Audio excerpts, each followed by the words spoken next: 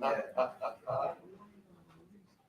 So, I appreciate the transparency. The first time was very transparent and I was able to fill up a few pages of some nice notes. Yeah, the feedback, doing it now, showing the charting or whatever, getting more hands-on involved in the executionary steps, show people, what times to get in and, the point to get out. Yeah, good. Thank you. Anybody else in here? Any thoughts? And that's cool if not. So what we're gonna do here, I'm gonna show you guys some charts. I'm gonna show you some things to look out for. What you're probably used to, what your friends talk about is, like you might have heard this, hey man, I know this guy, and this guy has this awesome program, and for $250, you join the program, he's gonna teach you how to become a millionaire. $250, you give it to him, and then he's gonna teach you everything you need to know. So you give the guy $250, what happens? You think you feel good, he hypes you up, he pumps you up, he teaches you these little fancy lines, and he pulls up a chart like this, you got green candles, you got a whole bunch of stuff on here that makes zero sense to you. But you get hyped up and you're like, yeah, he's gonna make me a millionaire. It doesn't happen. What actually happens? You start using your own money. You start putting $50 in, you put $100 in, 200, 500, whatever, and you lose it over and over and over again. Who wins in that situation? The guy who sold you the course. The exchanges. And the exchange, yeah. And the exchanges. Why do the exchanges win? It's because in order for you to make those trades, the exchanges, it's like death by 1,000 cuts. They take a little piece every trade you make.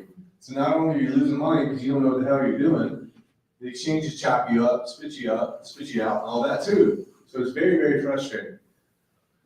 So the world that we come from, the crypto world that we come from, we don't believe in trading.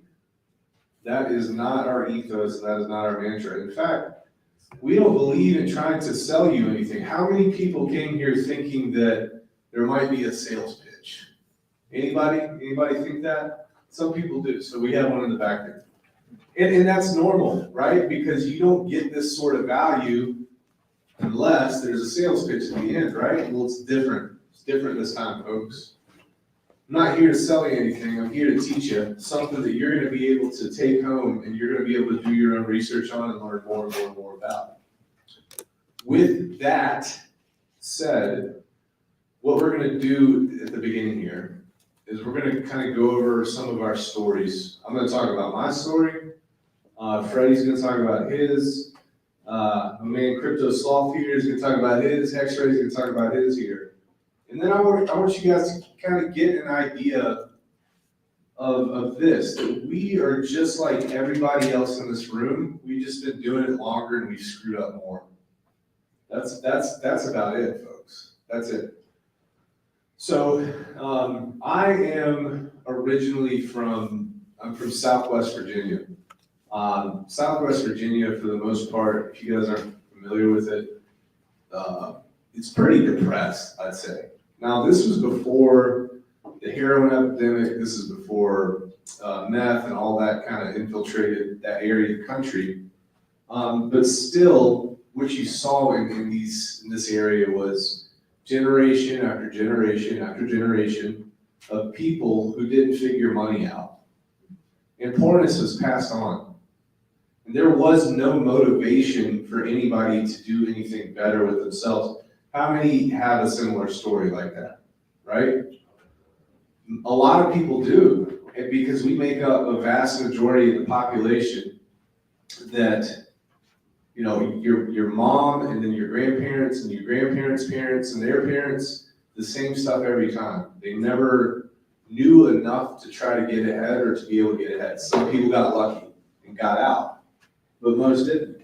So I grew up in a time where even though we didn't have a lot of money, the cool thing about being a kid is you don't know that you don't have a lot of money.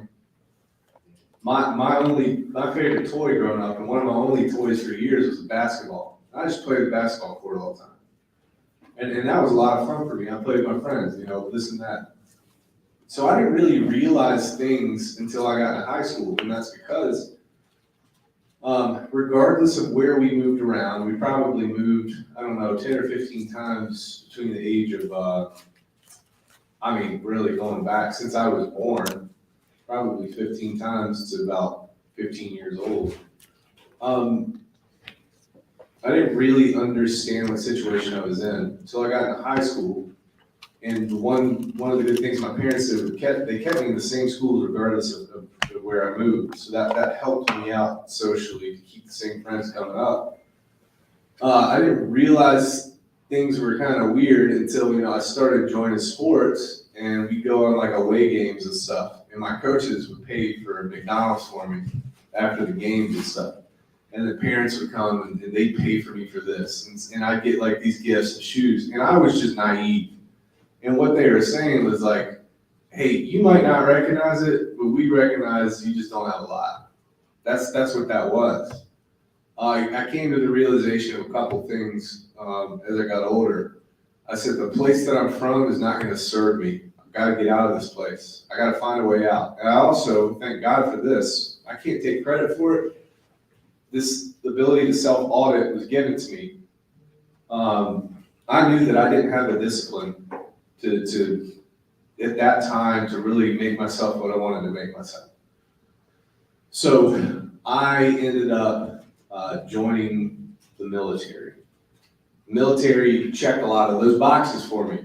It got me out of the situation, first and foremost. I barely got into the military because of the trouble that I got into. And even the job that I was getting into required me to pass clearance. I was sweating that really, really bad too. But I got through. It got me the ability to get some education. But most importantly, I remember going to boot camp and I didn't know how to iron my own shirts or my pants. I had to ask other guys. I remember this guy, he just joined. He was probably a little bit older. He's like he's 34. And I'm like whispering to him, like, bro, how do you get those creases? How do you do that? What's the thing here? And he looked at me like I was crazy. You don't know how to iron? I don't know how to iron, man. And then I remember also at boot camp, a lot of kids come in, they never shave their entire life either. Now, the really funny thing is when a drill instructor is screaming at the top of his lungs for you to hurry up and shave, I remember the first day, there's probably like 4 or 5 people that just sliced their faces straight up. They had to go to medical. And the drill instructors were laughing. They're like, dumbass, go to medical, But this also, it outlined to me when I look back on it, I'm like, there's a lot of basic skills that young people just don't get anymore. I think they got these skills in the past. I haven't been around on this earth. It seems like they did, but something is happening to where people they aren't taught these things and they don't take responsibility for themselves because they're not taught to anymore. So I did the military thing, and mind you, I remember this specifically. I'm getting deployed and I'm doing all this hard stuff. And I see all these pictures of my friends and they're partying up and they're just going crazy and having a good time, this and that. And I'm out here grinding halfway across the world, doing this or doing that. And I felt like my youth was being stolen from me. In my naivety at that point in time, I didn't see the big picture. But what was actually happening, they were helping turn me into the man that I needed to become. And I didn't see that. And I was bitter, didn't like it. Not only that, I think that a lot of folks in their mid-20s, that time frame, they really start to realize and they start to realize the bad things that happened to them in the past, and that starts expressing itself in different ways too. Substance abuse, drinking, all sorts of things like that. So you're going through that as well. I'm doing my best to be top notch in the military, but at the same time I go home and I feel broken in half, completely broken in half. And it was really, really hard to put on 2 faces. I remember, thinking about that all the time. And you get to drinking and doing stuff like that, like everybody else is doing, and you just kind of try to blend in with the crowd, and you're broken inside. And, that came to a head for me. I got out of the military, and here I had all this momentum. I had the ability to go to school, and I said, you know what, this is why I joined. I did my time, I got out, got medical, get to go to school, here's the momentum. I had the opportunity to do some really, really cool things in my life. And I squandered it then too. I'm in my mid-20s. I'm like, man, I gotta make up for lost time. I'm hitting my boys up. I got a fat stack in the bank account. I said, let's go. Let's go have some fun. Being dumb. That's what I was being, dumb. Stupid. And I look back on my 20s, and in some ways, just a lot of the dumb stuff that I did in my 20s after having been given the opportunity to excel and then squandering that again, I was back in the exact same spot. So I really felt like, I had to rebuild. I started at square one again. I got in some trouble. I'll say this about the justice system. Some people don't react very well to justice system. Some people don't. Some people do. And I was actually one of those people that it kind of woke me up. And the job that it was intended to do for me, it did for me. And I just started working really hard. I was a meteorologist in the military. And I was doing some really, really cool adult high-level stuff. And then I come out, my first job out in the military, I think my last paycheck that I received in the military while I was a civilian, I went out to Lowe's and I just bought a lawnmower. And then I started trying to find lawns to mow. And in a way, it was like, man, like I feel depressed in a way. I feel less than. But I just started a path right there. I felt like I was just down, down, down. And I just started working hard at whatever I did. And I went from lawn mowing, and I went to one of those car washes. You guys see those car washes where everybody comes out and they're buffing everything down, spraying the tires. You get little tips here and there. I started doing that. I recognized that I needed to get some sort of an education. I went to school, squandered it because the military gives you a stipend to go to school to live off of. I was just showing up to class to get the money to go party, man, and just live it up. Squandered it, messing it all up. And I didn't have a solid father figure too, and that's another whole big thing that plays into this. And when you hear these narratives about father figures and stuff, man, that shit matters. It matters in a big way. And I didn't have that guidance, so I'm trying to figure it out on my own. So I go to school and I'm motivated. I get this little IT certification, this little tiny thing, tiny IT certification. That IT certification got me into the doors of a small technology company in Virginia Beach, Virginia. And I started working there, and they're working me like a dog. I'm getting paid scraps. I'm up on the ladder, and I'm pulling cables, and I got fiberglass in my face, and working long hours, and you got to work at nighttime because that's when the business is shut down. So you got to do all this sort of stuff. Started learning that, but here's what happened. I didn't like that job, but what it started teaching me was what path I should be on. What am I good at? What am I not good at? What do I like? What do I not like? So I'm very, very thankful for these experiences because I started narrowing things down. And I noticed that every job that I got, I was identifying a more narrow path. And the job that I got, if it was a little bit easier than the last job, I knew that I was on the right path because it married up with who I was and what I was. So I ended up getting a job after a while as a basic IT guy for a small company. So that was pretty neat because it started introducing me to more responsibility.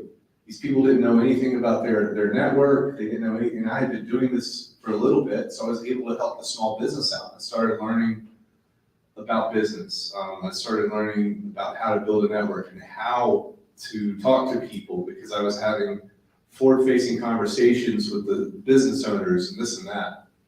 And then eventually they actually had me not only do IT, but they're like, hey, you need to go out and sell some stuff.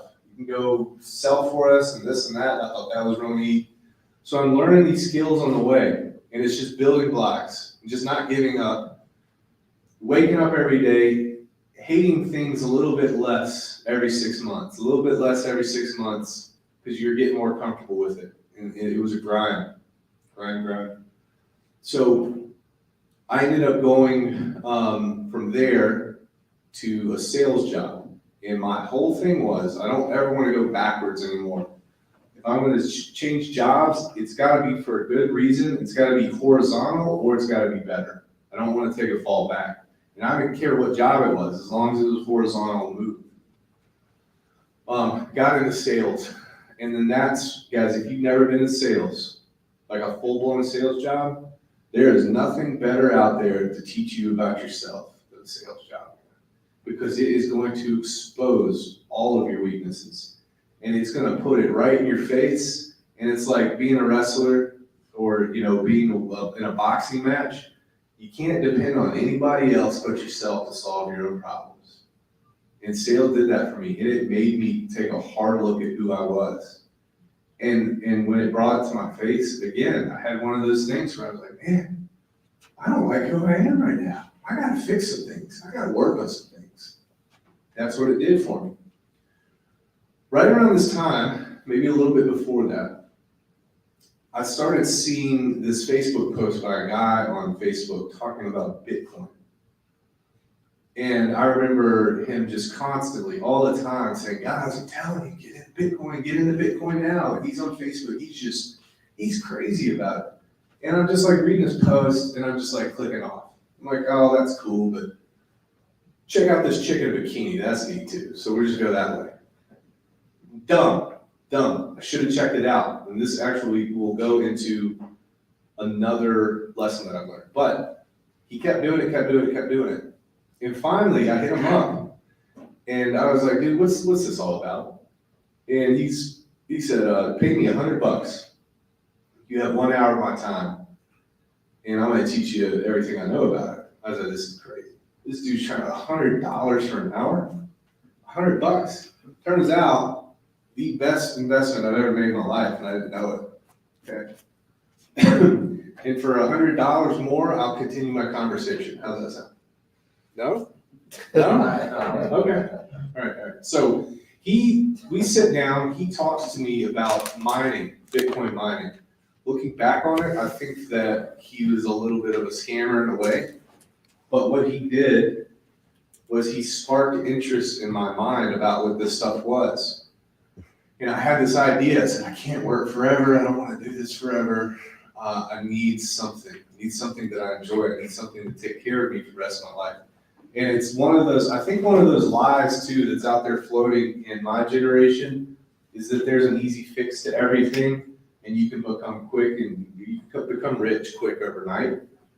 And they put that in young people's heads, and that really discourages young people from doing hard work because they always think that there's an easy way out. There's no easy way out from hard work. You just gotta go do it. Doesn't matter what it is. And I was discovering that at the time. So started learning about Bitcoin. I purchased a miner, purchased another miner. My sales job started financing my love for cryptocurrency. And really it's financing the hard lessons that I was about to learn. So 2013, 2014, got some Bitcoin. Forgot that I had the Coinbase account, come back in around 2016, 2017, start getting into Bitcoin mining, and I rode the pump. If you guys, I'll show you on the chart here. Now the bottom here that says 2011, and we'll move this over and make it a little bit smaller here so you guys can see. Now this doesn't look like a lot, but from about 2015 to January of 2018, right around the time where I was really starting to learn about things. So Bitcoin pumped 104x. So if you put $100 in, you multiply it by 104. That's how much money you could have had, okay? So what I did, I tried to play the trading game. Got into Bitcoin mining. I'm using these Bitcoin and I'm using leverage, and I've got a little stack of altcoins, which we talked about earlier, and I completely nuked myself, completely destroyed myself. At the top of 18, that nice little spike, before it corrected back down quite a bit, I basically lost everything. I had these Bitcoin miners, which, by the way, when that bubble popped, so did the price of these Bitcoin miners, And, I think I paid thousands and thousands of dollars to have these things shipped from Hong Kong. I got a call from customs asking me what in the hell was in these boxes from Hong Kong, from China. And I had to talk, but anyway, all that money went down the drain because the Bitcoin miners decrease in value as the Bitcoin price decreases in value for some reasons. So I was the type of person where I saw people who were successful in crypto, and I said, there is definitely something here. I spent some time beating myself up, crying about it, feeling depressed, and then I got back on the grind, and I said, I'm gonna learn how to do this the right way. And it's not paying somebody to teach me how to do it. It's not joining some trading program where you're glued to your computer and it absorbs and sucks your life away while you're trying to find a good entry for every freaking trade, and then you try to get out, and you wake up in the middle of the night and you're looking at your portfolio and you're like, you rush out of bed real quick at 3 a.m. to put a stop loss on or sell it. Dude, it's not a good way to live. It's a bad way to live.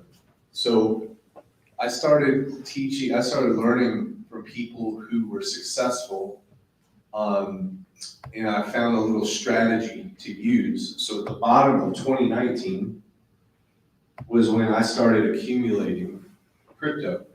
Not with the mindset of trading it, with the mindset of accumulation and holding it.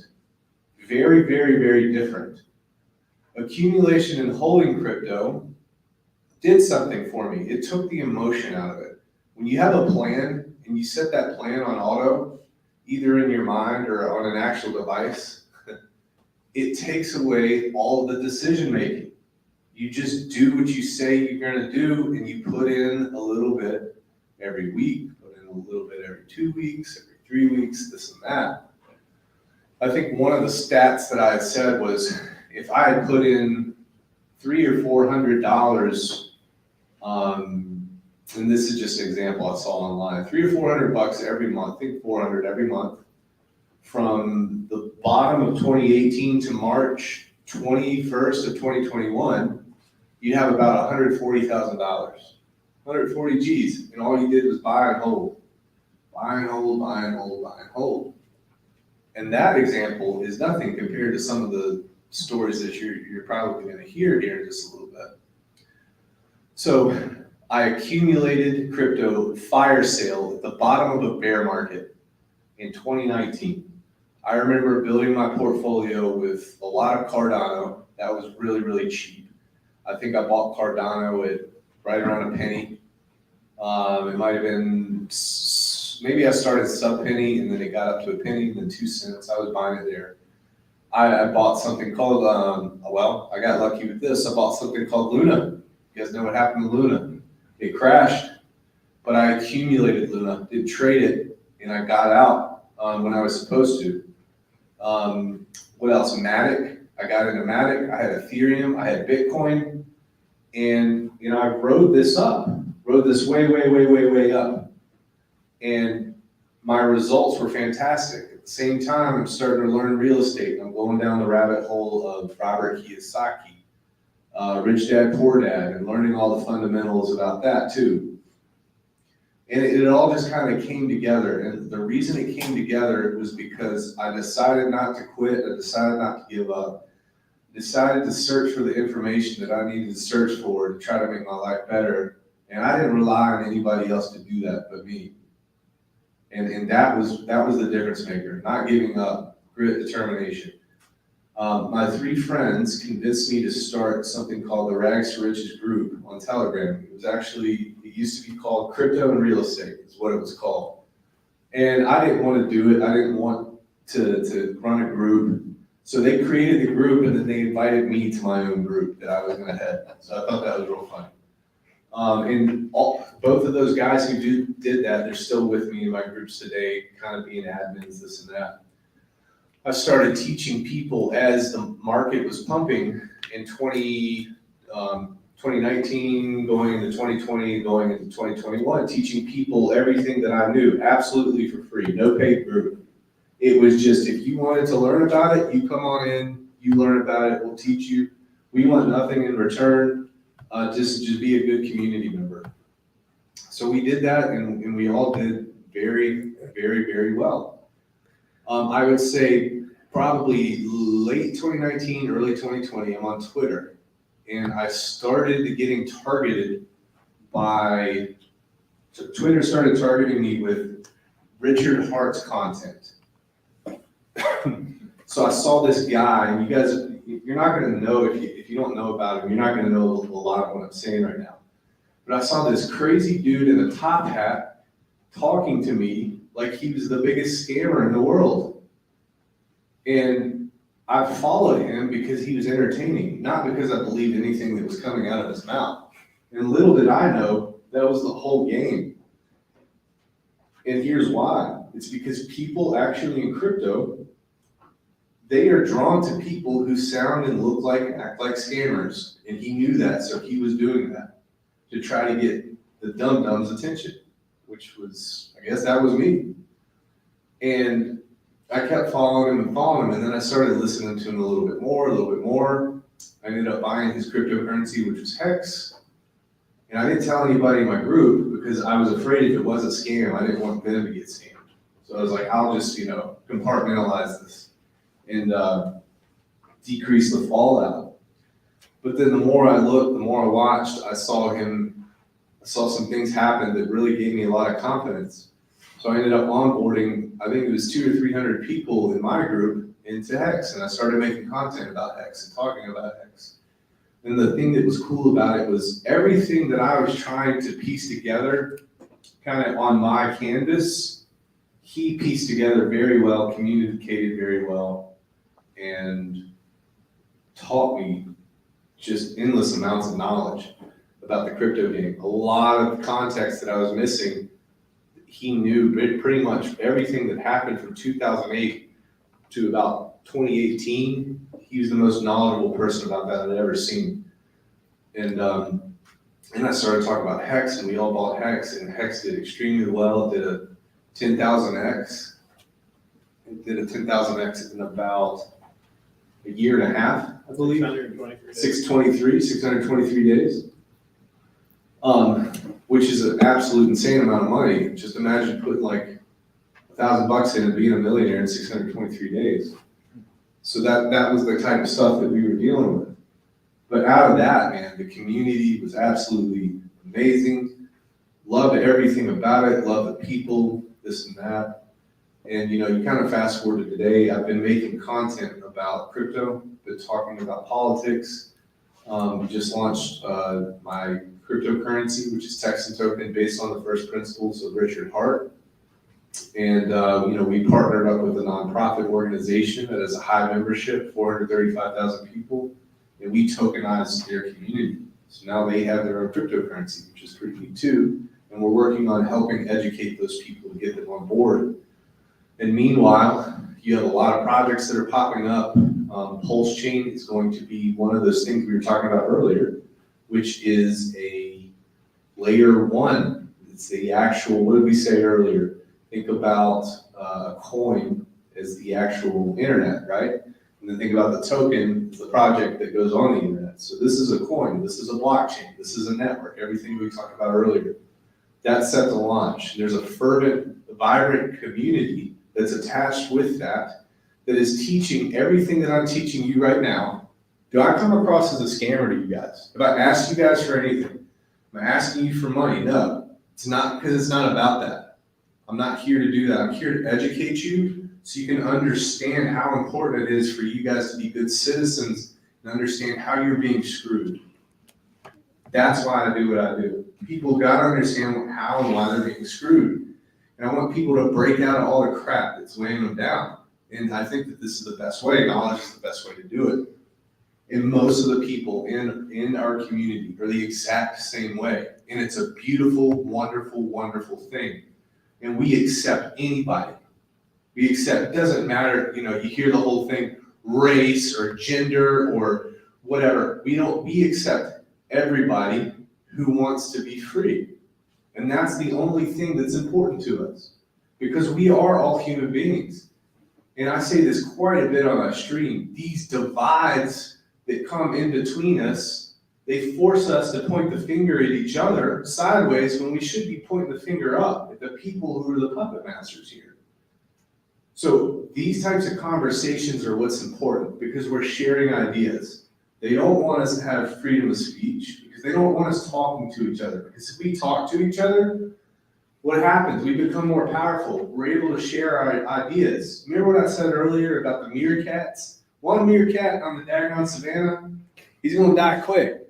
If you have 50 or 60 meerkats, they got their eyes everywhere. They're seeing everything. They're sharing information with each other. Big populations help out. That's why freedom of speech is so important. So it all ties together. We could go down so many rabbit holes. I wanted to share with you guys my story, and this went entirely too long, and I'm sorry, but I wanted to share it because it's important to see that we're all in the same place, just some people a little bit further down that road of knowledge than others.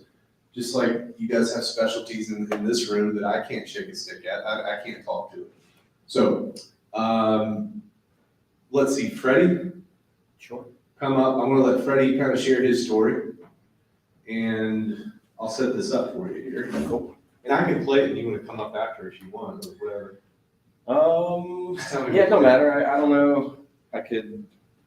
I'll talk a little bit first. Yeah, and go into it. Just press play when you're good. Cool, sounds good. My name's Fred. I started getting into crypto a while back because, well, let me take a step back. It's hard to follow Rags because he does a really good job at what he does. So I think we need to give him a round of applause.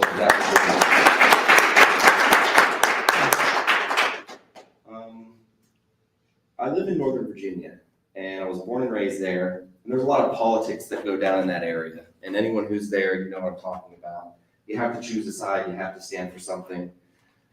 Back in 2008, I was kind of getting sick and tired of the left and right paradigm. Started watching some things, had some friends who were getting into the libertarian movement, and they really turned me on to Bitcoin when it was first coming out. I really didn't understand it very much, and I'll get into some of this here in this video from this talk that I did. But to keep things short and simple, I had, gone to college, changed majors 3 times.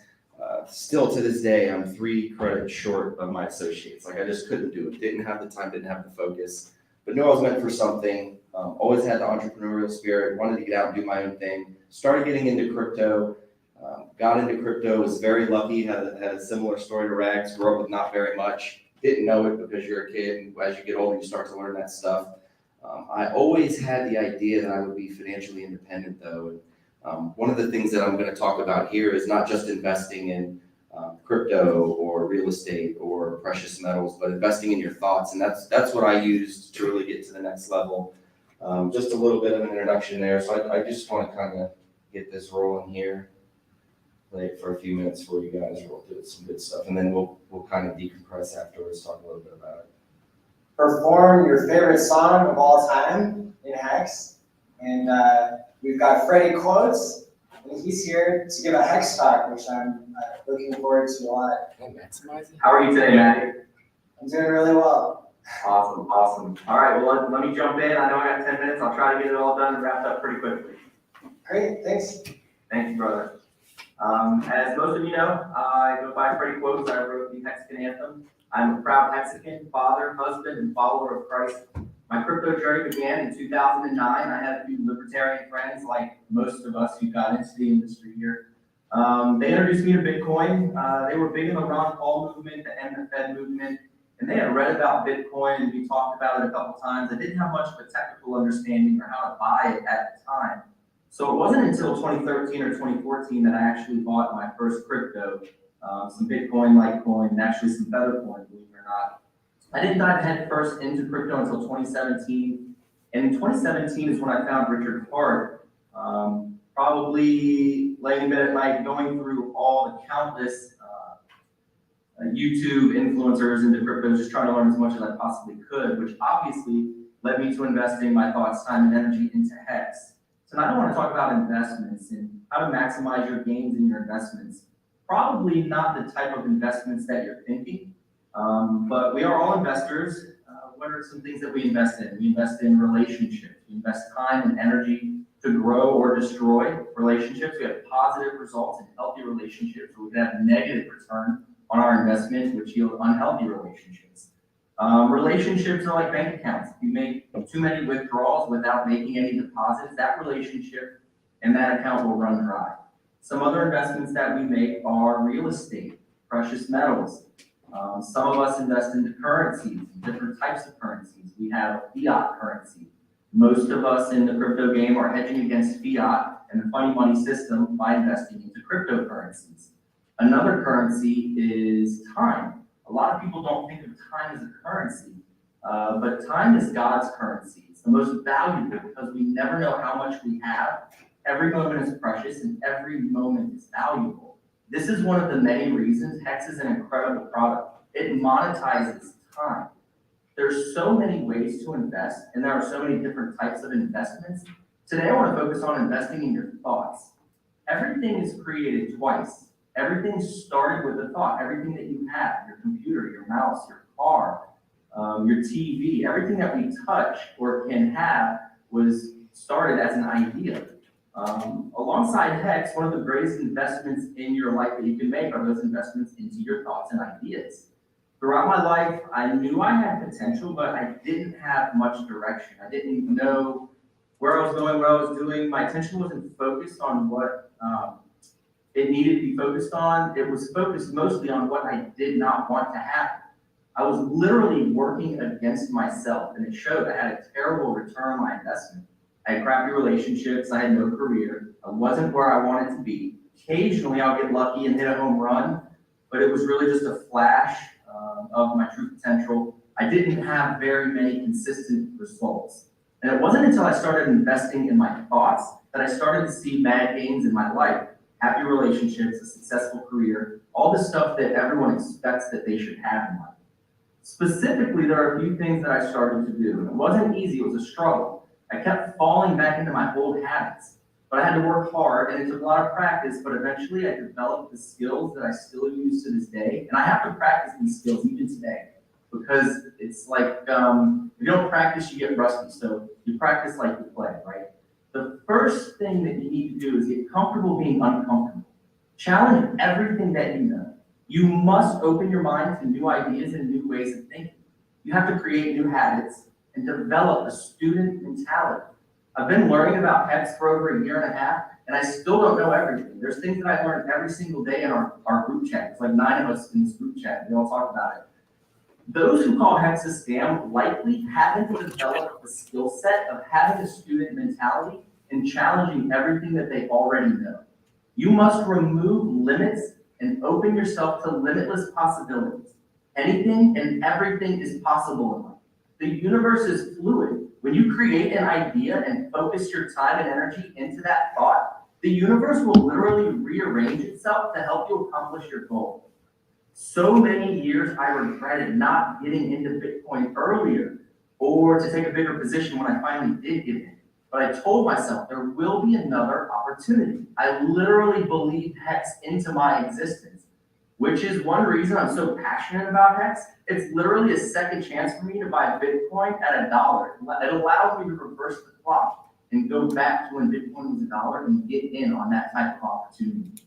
When you believe anything is possible and live a limitless mentality, new doors are always opening. Removing limits allows you to see and recognize these doors when they open.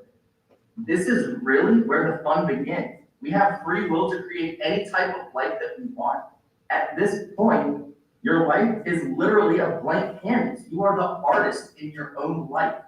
This is where you need to think incredibly big. When Richard decided to create a cryptocurrency, he didn't just think, oh, I'm going to create some mediocre token, no purpose to it. He knew he wanted to create the biggest and best crypto ever created. None of us would be here today had Richard not thought big. Which brings me to my next point. You must set goals. There are a few things to remember when setting goals.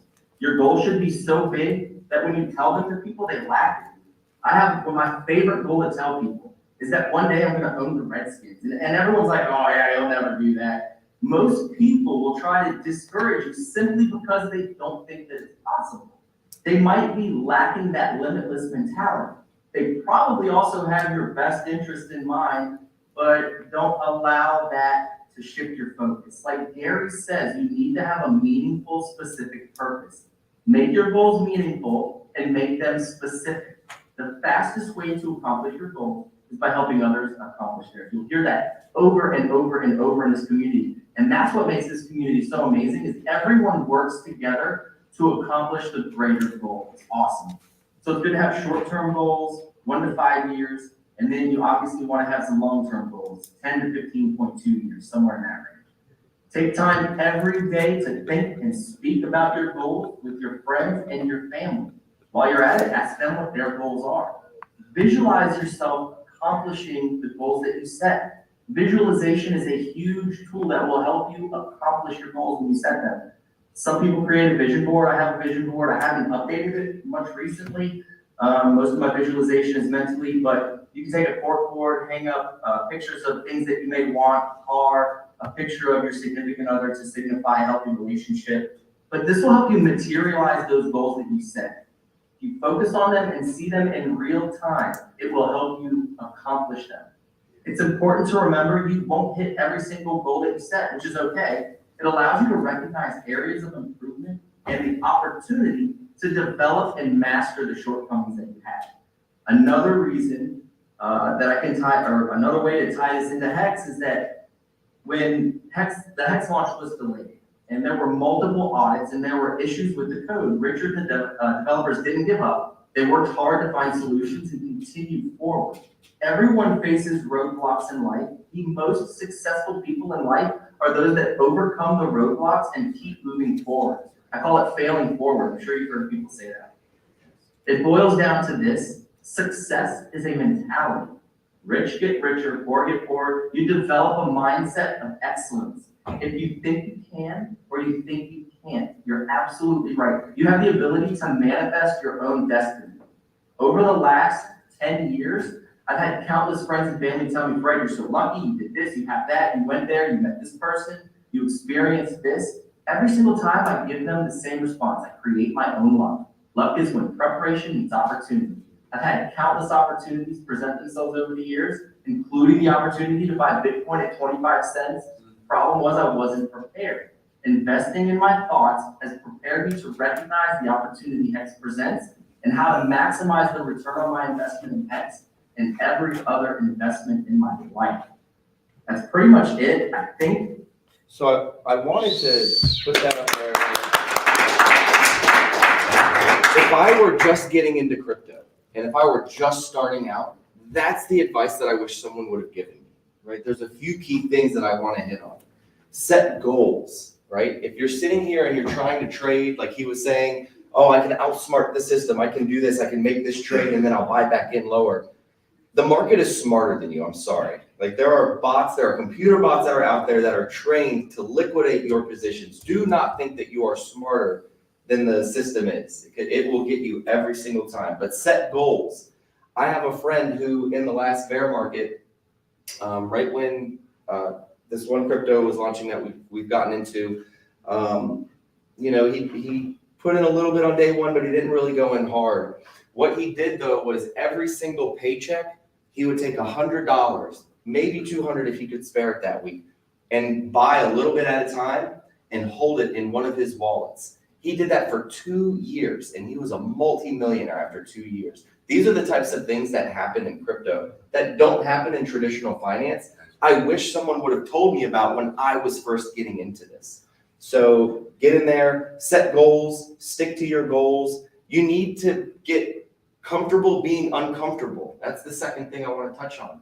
When you are getting into something new, crypto can be very intimidating, right? Like there's a lot, like what's a wallet, what's this? Everything that Brandon went over this morning was awesome information, really, really, really good. That gives a base understanding of what we do and what it is, right? It can be very, very intimidating though. Take that first step, right? One of the most awesome things about the community that we're in is the community itself. Everyone has come here today from all over the country, literally just to speak and help everyone else. We knew what we went through. We knew the stuff that we had to go through to get there. you can call on or message or text or DM anyone in this community, anyone that's here today, anytime, and they will do everything they can to help you. Don't be uncomfortable or don't be scared to get in because you feel overwhelmed with things. Another thing too, on top of that, is maintaining a student mentality. You're not gonna know everything. Don't worry about that. Just be open to learning. And every day that you're in this, man, I've been in crypto since 2013, 10 years now. When I think back, that's crazy. 10 years now. And I'm still learning things every single day. So there's a lot of information. You're not going to learn everything up front, but be willing to learn, have that student mentality, and reach out to others for help. And the last thing is you're not too late, right? You're like, oh man, Bitcoin went from a penny up to $69,000. I'm late, I missed it. And then some of us who talk about Hex, we got into Hex, are like, oh, you're so lucky you got a Hex day one. Oh, well now it's run up. It's not too late. It is still so early in crypto. Do not be intimidated about people on the news talking about it, or this pump or that pump, or you're never too late in crypto. If you practice the right behaviors, you will eventually get there, and it usually happens pretty quickly.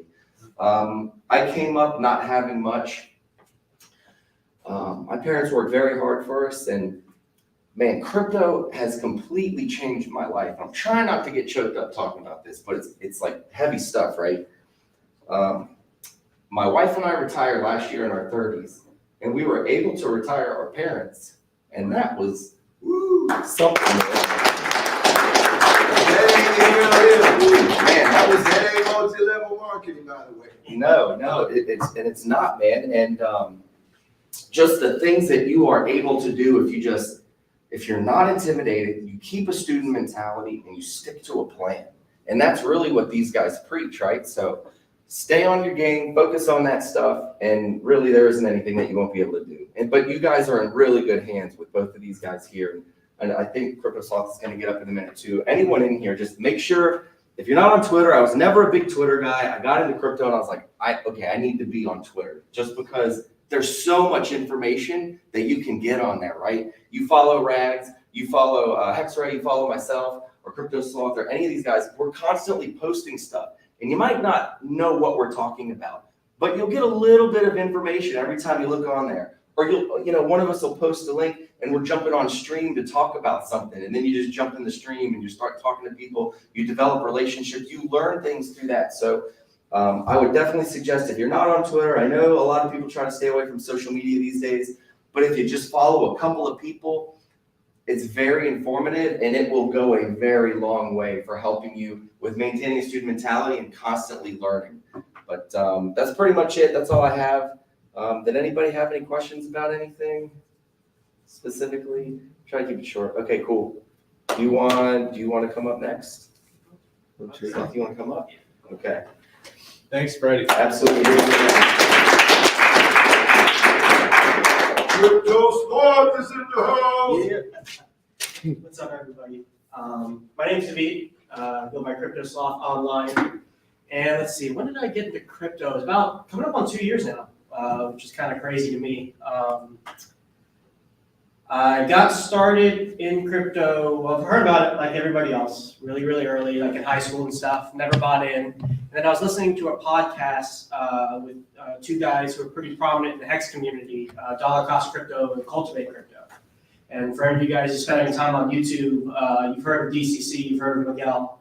And I just was listening to them talk about Bitcoin and Ethereum and all the stuff that I thought about it before. For some reason, it just clicked in that interview. I'm like, oh yeah, of course. Like this is where the next level of opportunity is for financial returns, financial freedom, passive income, etc.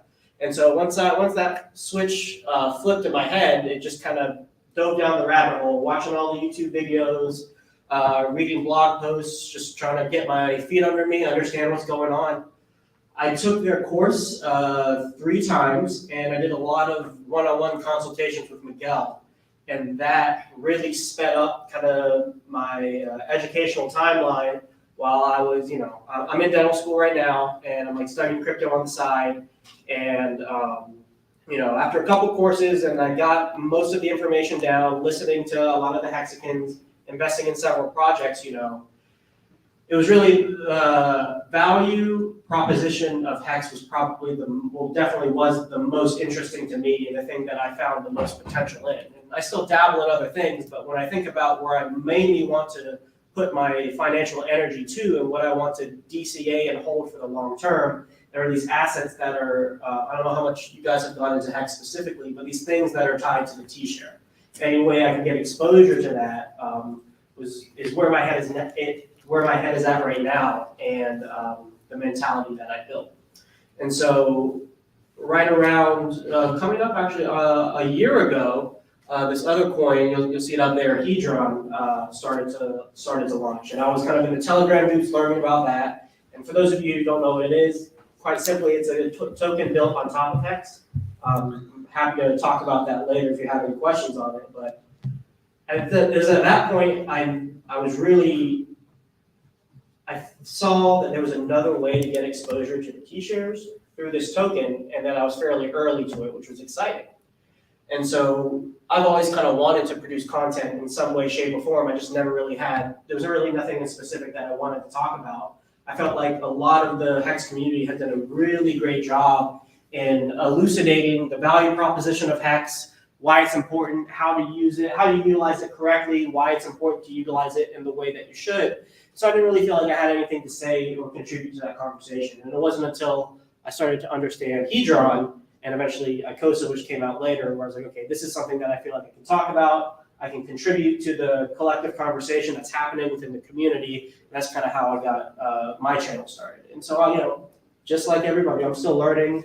I'm still, trying to understand, trying to improve myself and my own strategies and how I manage my portfolio, how I explain things to other people, and how I can better help other people, understand the opportunity that I see.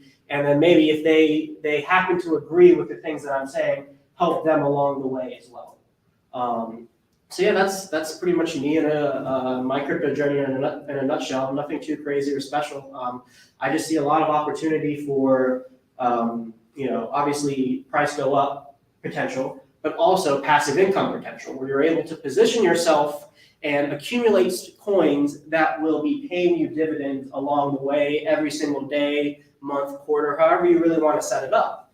And if you look at the assets that I talk about on my channel, Hex, Hedron, ICOSA, and the way they're tied to the T-share, what you'll notice is that as the ability to obtain the T-share or the unit of inflation goes up and becomes harder to obtain, you've kind of taken your position and you've moved away from the new entrants, where you are obtaining the amount of inflation that new people can't obtain anymore. So you kind of have some economic power relative to the people in the past. And this is something that I experienced when I first got into Hex around 2 to 3 cents, watched it rocket up to 50 cents. And I was like, man, I cannot get these T-shares that, some of the OGs and even that were sitting in the room had the opportunity to get. And it was that experience where I was like, okay, now with the opportunity to reaccumulate these things, as well as reaccumulate them through these other derivative assets that are also producing the yield, I can set a solid foundation of passive income that when we get some other really cool things that are on Pulse Chain, specifically the things that I've been talking on my channel on Fiat and Famous, we'll be able to turn that yield of inflation into fee generation income. And so you're going to be able to take yield from one bucket that you have, put it into another bucket, build those things up all together, and then all of a sudden, when your entry point has gotten so far below what the downside risk of wherever we're at in the market, wherever it becomes, you all of a sudden just have this perpetual income machine that you can just scrape off along the way. And that's really the goal that I see in crypto, the end game that I'm working towards right now and that I'm accumulating for right now. Like, a lot of my stakes, they're doing great, my Hedron stakes, my ICOSA stakes, but I really see the potential later on when we're going to be able to fold all of our yield into another platform to generate more yield. And these are some of the tools that we're about to get. Yeah, question. So you're saying that certain cryptocurrencies are invested in dividend yielding Correct. companies or endeavors? Yep. Not the token, not the crypto itself, but it in turn invests. So when you buy one of them, then you're getting a dividend. Exactly. Okay. So, And how do you know that? I mean, how are they marked? how do I know? How do you know a dividend paying one from a non-dividend paying one? So all of that information is typically on the white paper and the way that they advertise the coin. So for example, Hex, it has a sticker price or a sticker return of like 30% APY when you're staking the coin for the average stake length. And then it's very transparent that comes from inflation. So the new coins are minted to the people who leveraged their time and protected the price for that given period of time. There are other platforms that offer services to people on the blockchain where you are able to trade or you are able to obtain, say, leverage or a loan via their platform. And whenever you do that, there's a fee associated with that. So typically, like we talked about trading earlier and how when you make a trade, there are fees associated with that because you're using somebody else's product and service and platform. A lot of these tools are being built on the blockchain right now, are being repurposed and upgraded for Pulse Chain. And we are the ones who are be able to provide the liquidity and the tokens for other people to utilize those services. And so because we are providing the ability for people to use the services, we get paid some of those fees. Does that make sense? Yeah. Another simple way of saying it is if you buy the token of that platform generates fees. And when you stake the token, the fees go to the stakers. Yeah, that makes sense. Yeah, so like we established earlier in the first half that it was well over, 20,000 crypto projects. Yeah. And, yeah. So what were some main influences, that prompted you to be, bullish as you are on, Hedron? Yeah, so, and I mentioned it a little bit before, but it was the T-share mechanism that sold me on the specific system. And the reason why is because one, you can leverage your time to obtain more coins in the system. And as Freddie was saying, time is the most valuable currency that we have and is also the thing that we all have and we can all leverage if we want. Everybody has time, nobody knows how much, but everybody's able to leverage their time in the Hex system to obtain a specific position. And so that kind of, in a way, egalitarian means of interacting with the contract was really important to me. But then also that the people who are rewarded the most in the system are the people who give to the system or give the most time and the most economic energy. Yeah, so it's like, and then with specifically like the Hedron and Icosa stuff, they're, how do I say this simply? Their distribution model and value proposition are also tied to the same mechanism. And so when I see these other coins, I also see and I'm able to value them in T-share terms, which allows me to analyze or assess what kind of opportunities they are. But put it most simply, it's that one mechanism. And there are a lot of ways to fundamentally analyze a coin. Generally, the idea of, supply and demand, buys pump price, sells dump price. And so if you look at the mechanics of the token through that mechanism, through that paradigm, that can help you maybe elucidate if the mechanics of the token are built to facilitate, price go up. If that makes sense. Oh, yeah. So is the yield tied to the purchase price? And I've got another question with that. I understand, what I'm getting from you is that you put principal in and you don't spend it. You just are satisfied with the dividend yield and you leave it there. What if, and how much does the market have to do with this? If I decided that I wanted to cash out, because I want to buy a house or, whatever, how much is that going to be like what I put in or not? Yeah, so the first question was, sorry, repeat the first question one more time for me. Well, I just want to know how I look at the dividend yield. Yeah. I mean, how much is it paying? Yeah, so that's dependent on the platform that you're using, as well as speaking about whether you're spending principal or interest, dependent on whatever lockup period that specific staking mechanism has. So for Hex, you get to choose how long you get to lock up, from 1 day to 5,555 days, and that's just an agreement you make with the contract. You don't get access to your principal or interest till the end of the stake, so you wouldn't be able to spend anything till the end. Now, for something like Hedron, there are variable lockup periods with the lowest being 30 days. And so after 30 days, you get access to your principal and your interest. There are other staking mechanisms that are completely liquid. So you can pull your interest and your principal out at any given time. And so like depending on where you're looking for yield, the rules are different. I believe even Texan token, you're able to scrape interest over time.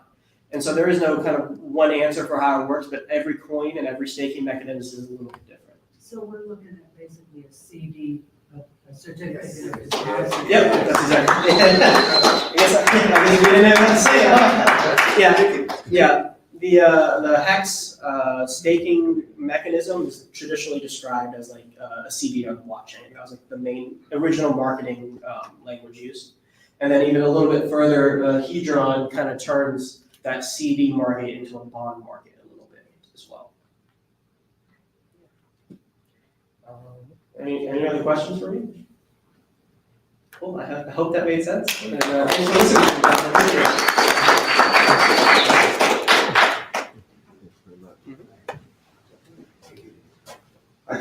I could just say thanks to everybody that's been here at this point, including, the people coming to learn, and we would have an amazing, amazing day. So I just want to say thanks to Earl for putting this together.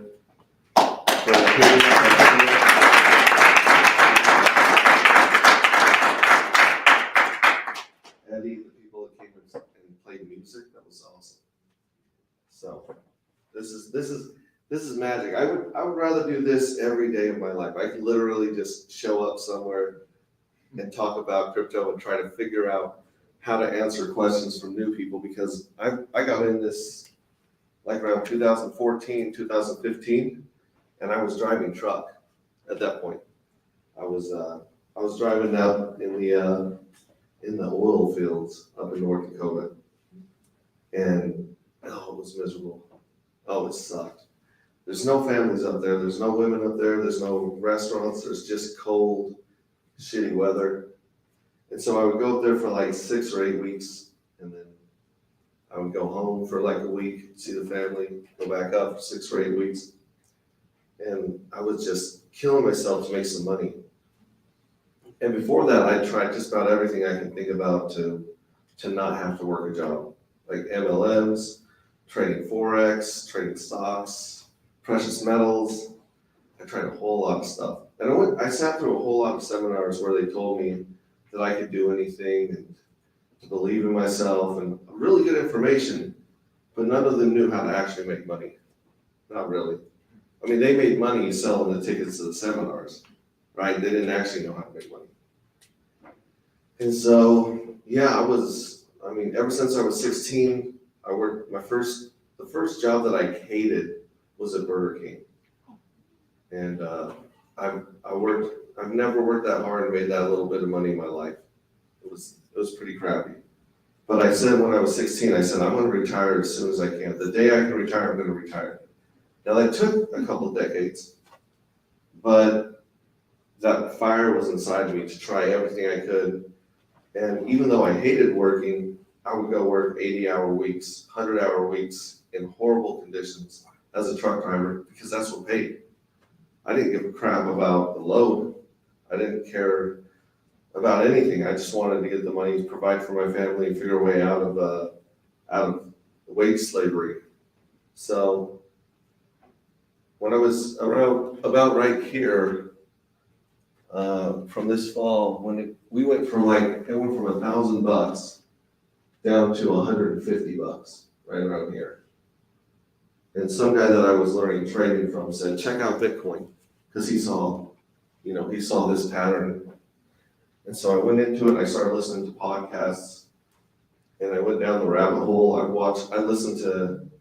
turned the podcast to 2x, right? I'd speed it up, and then I'd be driving for 10 to 16 hours a day, just obsessing over this stuff, learning everything I could. And back then, Bitcoin was a big part of the Liberty community. Like they were like, Bitcoin's gonna save us from banks and governments. It's gonna help us have our own money. And so I was like really into that idea, but I started out gambling with it. I would go online and I would just find a website, because you could still gamble with it back then. I was bored, so I would just gamble with Bitcoin. I go up 10 Bitcoin, down. I was buying them for like $300 a piece back then. And I knew that they'd be worth a lot someday. And my plan with Bitcoin was I was gonna save enough Bitcoin until I got like $1 million, and then I was gonna dump it into real estate and live on whatever that gave me. Like if that made me $300 a month, I was gonna live on 300. I didn't care. I was just gonna, that was my whole plan. And so it was during this time that I found the same guy we keep referring to, Richard Hart. And I remember listening to him the first couple of times, because he was all about Bitcoin for a long time. He bought Bitcoin on this spike right here. He bought an insane amount of Bitcoin at $30 and watched it crash right back down to 3. But luckily he had money to blow. So he just let it ride, and then he started mining it, running the machines back in the day that would actually get you Bitcoin before it got too competitive to really do that as a regular person. So I started watching his videos, and right away, 2 things became apparent. Number one, he's kind of an asshole. He's very blunt. He's blunt. He's arrogant. He's got like a I don't care attitude, and you can have that when you're that rich. Like when he retired in his 20s, so he did whatever he wanted for quite a while.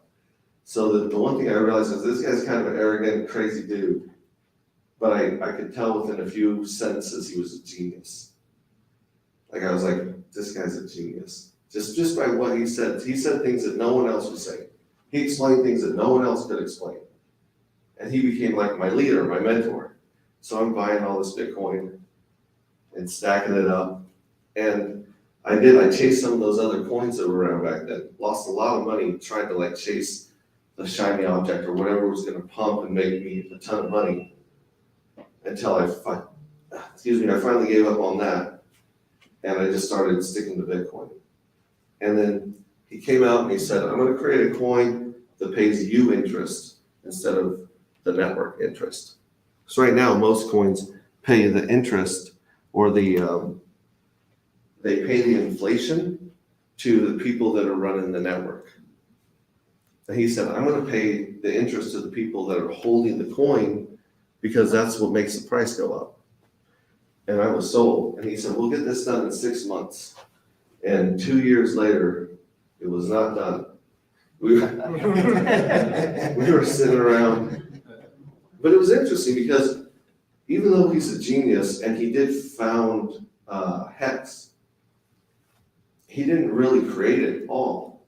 He got a community of tens of thousands and then hundreds of thousands of people to each work on it. So he would go into a chat and say, like, what should the interest be? What interest should we pay? And people would say, 5%, 10%. And they kind of mess around and they nail that down. And then they would say, like, what should the penalty be if you don't serve your whole time? Like, how much money should you lose? And then they fight about that, argue about that. And actually, this magic sauce that David was talking about, the T-share, which if you don't know what a T-share is, it's a money printer. It prints you money. That's it. It's an electronic ATM. So the more T-shirts you got, the more coins are gonna get spit out into your locked up stakes, or what they call them, right? Your CDs, if you will. And that idea actually came from a community member. It didn't come from Richard. A really, really smart dude named Dev Kyle. He came out and he explained it. He goes, this is how we can make it mimic compound interest. Because before then, it was kind of like, we're trying to figure out how to make it so the longer you stake and the earlier you lock up your money, you'd always get rewarded more than the new guy that tried doing it shorter. And so, all that being said, it was the community, like Rag was saying this morning, the community is what gives everything value. Because the community is who believes the story and is gonna work with each other. And that's where the real value comes from, is from people. And so Richard Hart created this community of people like myself that, I mean, he helped us get what we want. Like Freddie said, all I wanted to do was get out of that damn truck. That's all I cared about, day and night. Let me just get out of this truck and do what I want. And by investing in Hex, when it did come out in 2019, within less than 2 years, I had more money than I could ever spend in one lifetime. I knew that I would never, ever have to get in a truck again. And that's what we got here. But there's literally thousands of people just like me that got what they wanted. And when I finally got what I wanted, it was one of the most depressing times of my life. Because I thought, man, if I could ever just get this pile of money, I'll be happy. But chasing that money was part of who I was. It was like, I don't know, it was my identity, was this dude chasing this goal. And so when I finally caught that goal, and like a lot of other people in the community that aren't worried about money anymore, we're like, well, shoot, what do we do now? Like, what's my purpose in life if it's not this? And I remember talking to Earl not long ago, and we're on my stream on YouTube, and I said, what do you guys want to do with this crypto bootcamp thing? What's your goal? What'd you say, Earl? I said I want to onboard 1 million people. 1 million people. 1 million people. If you go to my YouTube, you'll see a little ticker that goes across the screen that says 1 million families. I changed my goal. I'm gonna help 1 million people, if I can, while I'm on this earth, to figure out this crypto thing and teach them one place in their life they can get freedom. Because if you get freedom in one place of your life, it spreads. So, when I talk to him, it's magic. It's magic. Like Freddie was talking about, it's magic. You can't put your finger on it. You can't explain why things happen. But when you do something a little bit scary or something a little bit committed, like when you commit, like when you jump out of the plane with the parachute, right? Or when you burn the boats, as they say, magic happens. People, you run into people on the internet and in life, and they're just the right person to get that job done or to get that vision done.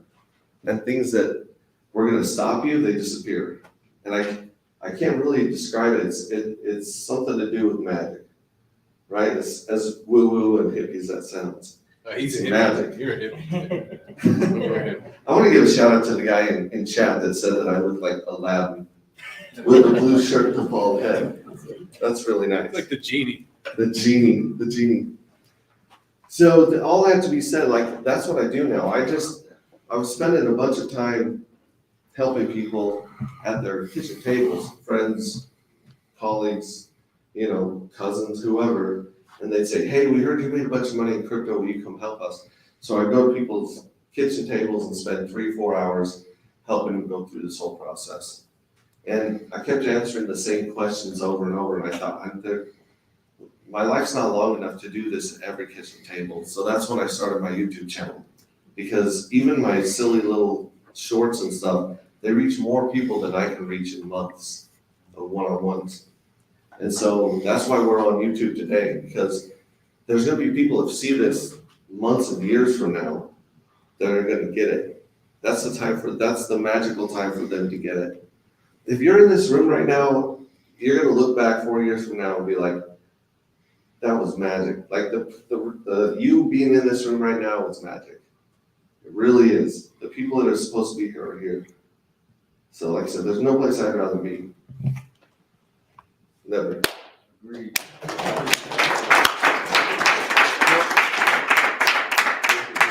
There's a couple things I wanted to go over. Brandon did an insane job. He did a better job explaining stuff than I've ever heard. And like I said, I've been obsessed over this stuff for years. since 2014, 15, I've been learning everything I can. And the way he broke it down was amazing, amazing. I just want to go over a couple things on here that most people don't understand about crypto unless they've been around for a while. One of them is the 4-year cycle. I call it a spikle because there's a spike about every 4 or 5 years. And a lot of it has to do with Big Daddy Bitcoin.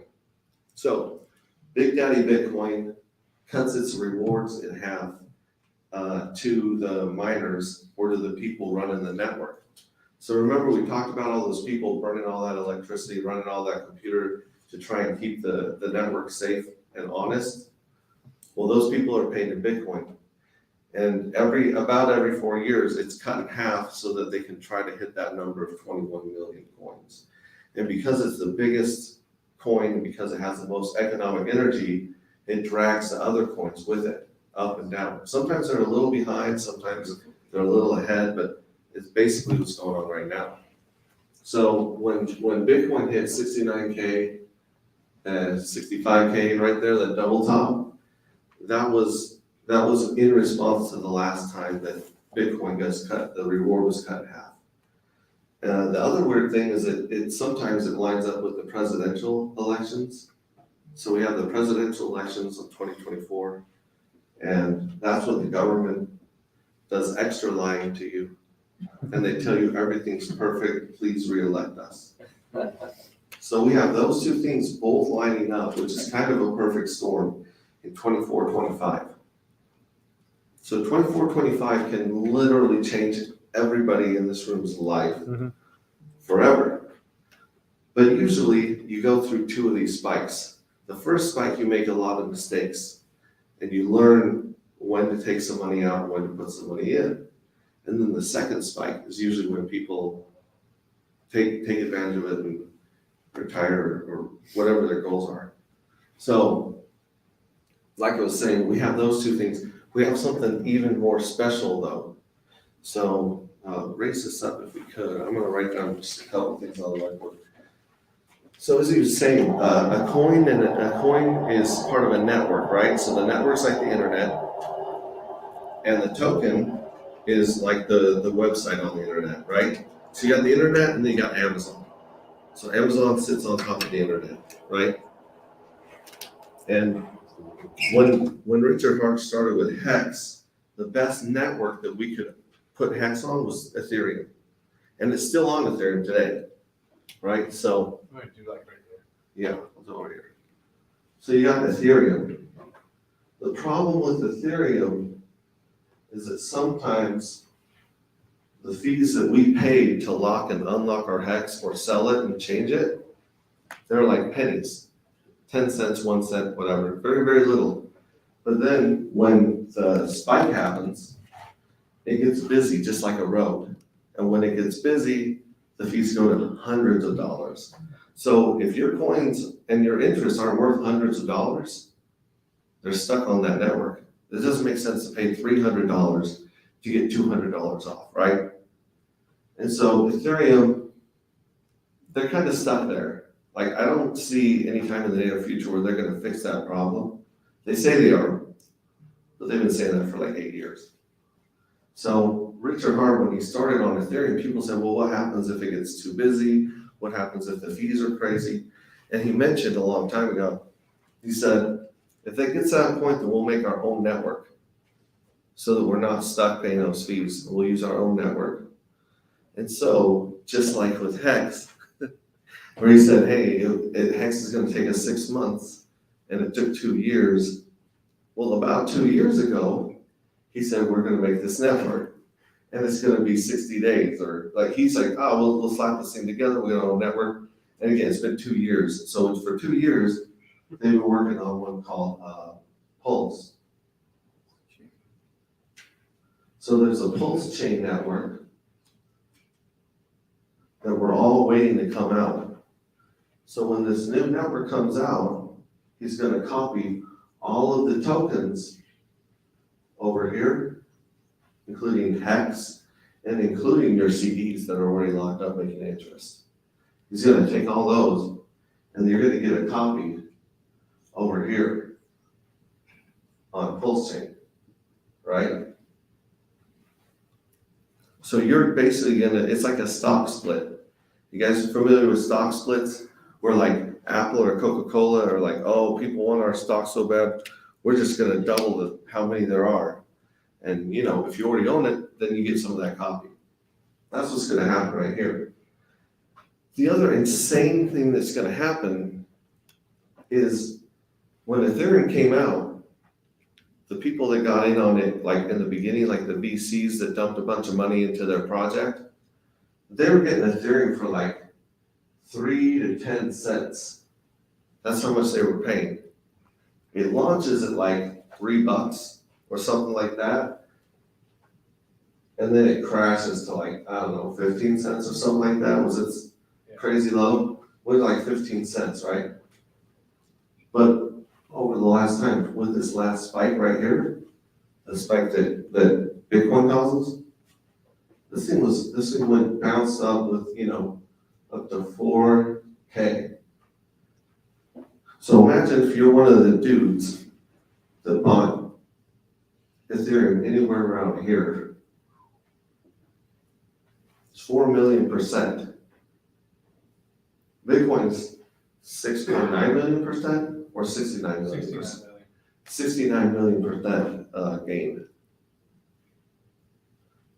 Good. What I understand about a stock split and a reverse split is that the value really doesn't change, just the number of stocks, just the number of shares you have change. So if it splits and I had 10, now I have 20, but it was worth 10 and now it's worth 5. So it really doesn't, I mean, materially, money-wise, it Yes. doesn't make too much difference. Yes, and I think that's what's gonna happen here too.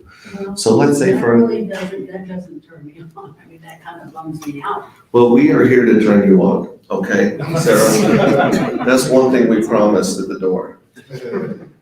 No, I appreciate that. What I'm saying is, I think the same thing's gonna happen here.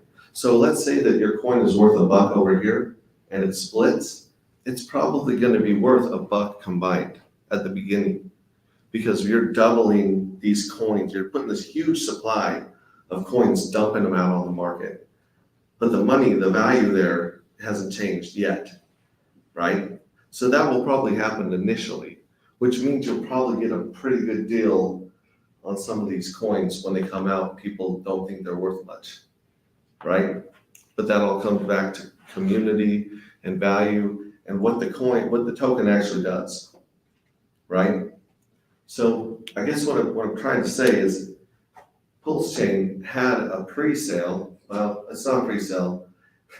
It's a sacrifice. So people were allowed to send money or pledge money in a political statement that went to Pulse Chain.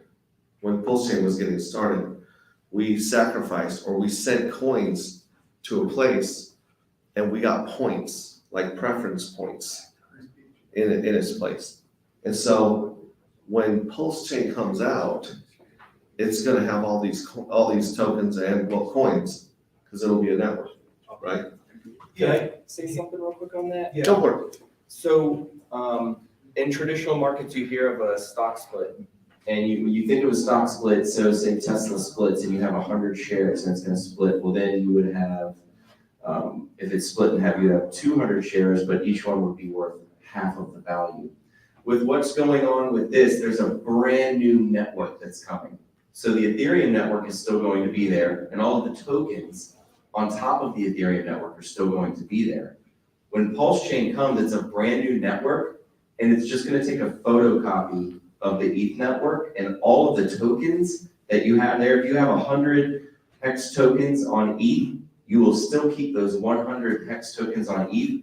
You will also get an additional 100 hex tokens on top of Pulse. So it's not like a traditional stock split, it's a copy of what you already have from one network onto a new network with significantly cheaper fees. So you want to buy the Ethereum first and then go over to Pulse, which gives you a little bit, Yeah. whatever it Yeah. is. Yeah, what you're describing, let's just say this is a cryptocurrency right here. let's just say for the purposes of illustration, boom, right? You just split it in half. Okay, it's worth the same thing total, but you have two halves now that are half as expensive. Now, what we're saying here is not what you just described. This is not, it's close, kind of like a stock split, but not really. What we're saying is if you buy this token here, this is on a completely different network. What we're doing with Pulse Chain is we are looking at the Ethereum network and we're looking at all of the tokens in somebody's wallet on the Ethereum network. We're saying, hey, guess what? This is going to be one of the world's biggest free airdrops. You're going to get a copy of what you have here over here. And you didn't have to do anything except hold it over here on this different network. So imagine this. Imagine you have all your money in a bank. A new bank opens up across town and they say, your assets that you have in that other bank over there, we're just going to clone those. We're going to give you those for free at our new bank. And our bank's gonna have cheaper fees and faster transactions. Yeah, the network's They going to both be won't better. perform at the same. One may perform better. Right. Yeah. It's a brand new network. This is going to have a brand new chart. All we're saying is if you hold it here, we're trying to get users over. We're going to put it here for you. Okay, so my question would be, I mean, because that looks like client stealing.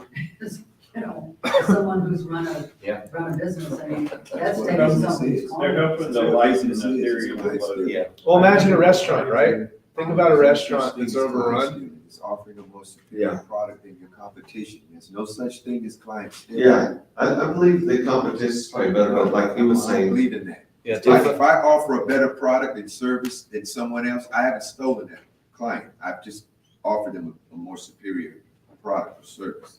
Well, if you're actually doing that, that's happened to my profession, which is massage therapy.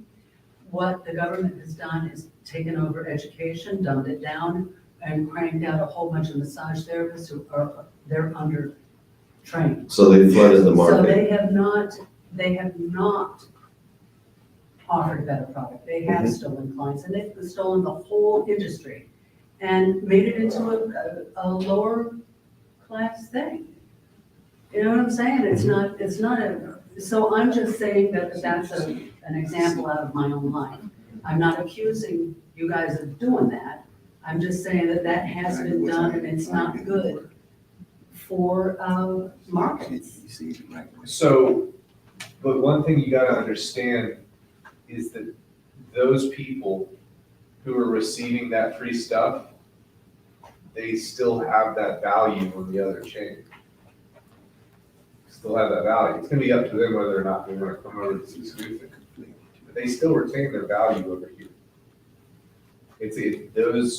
Those aren't really bonded together in terms of moving up and down at first, I don't think.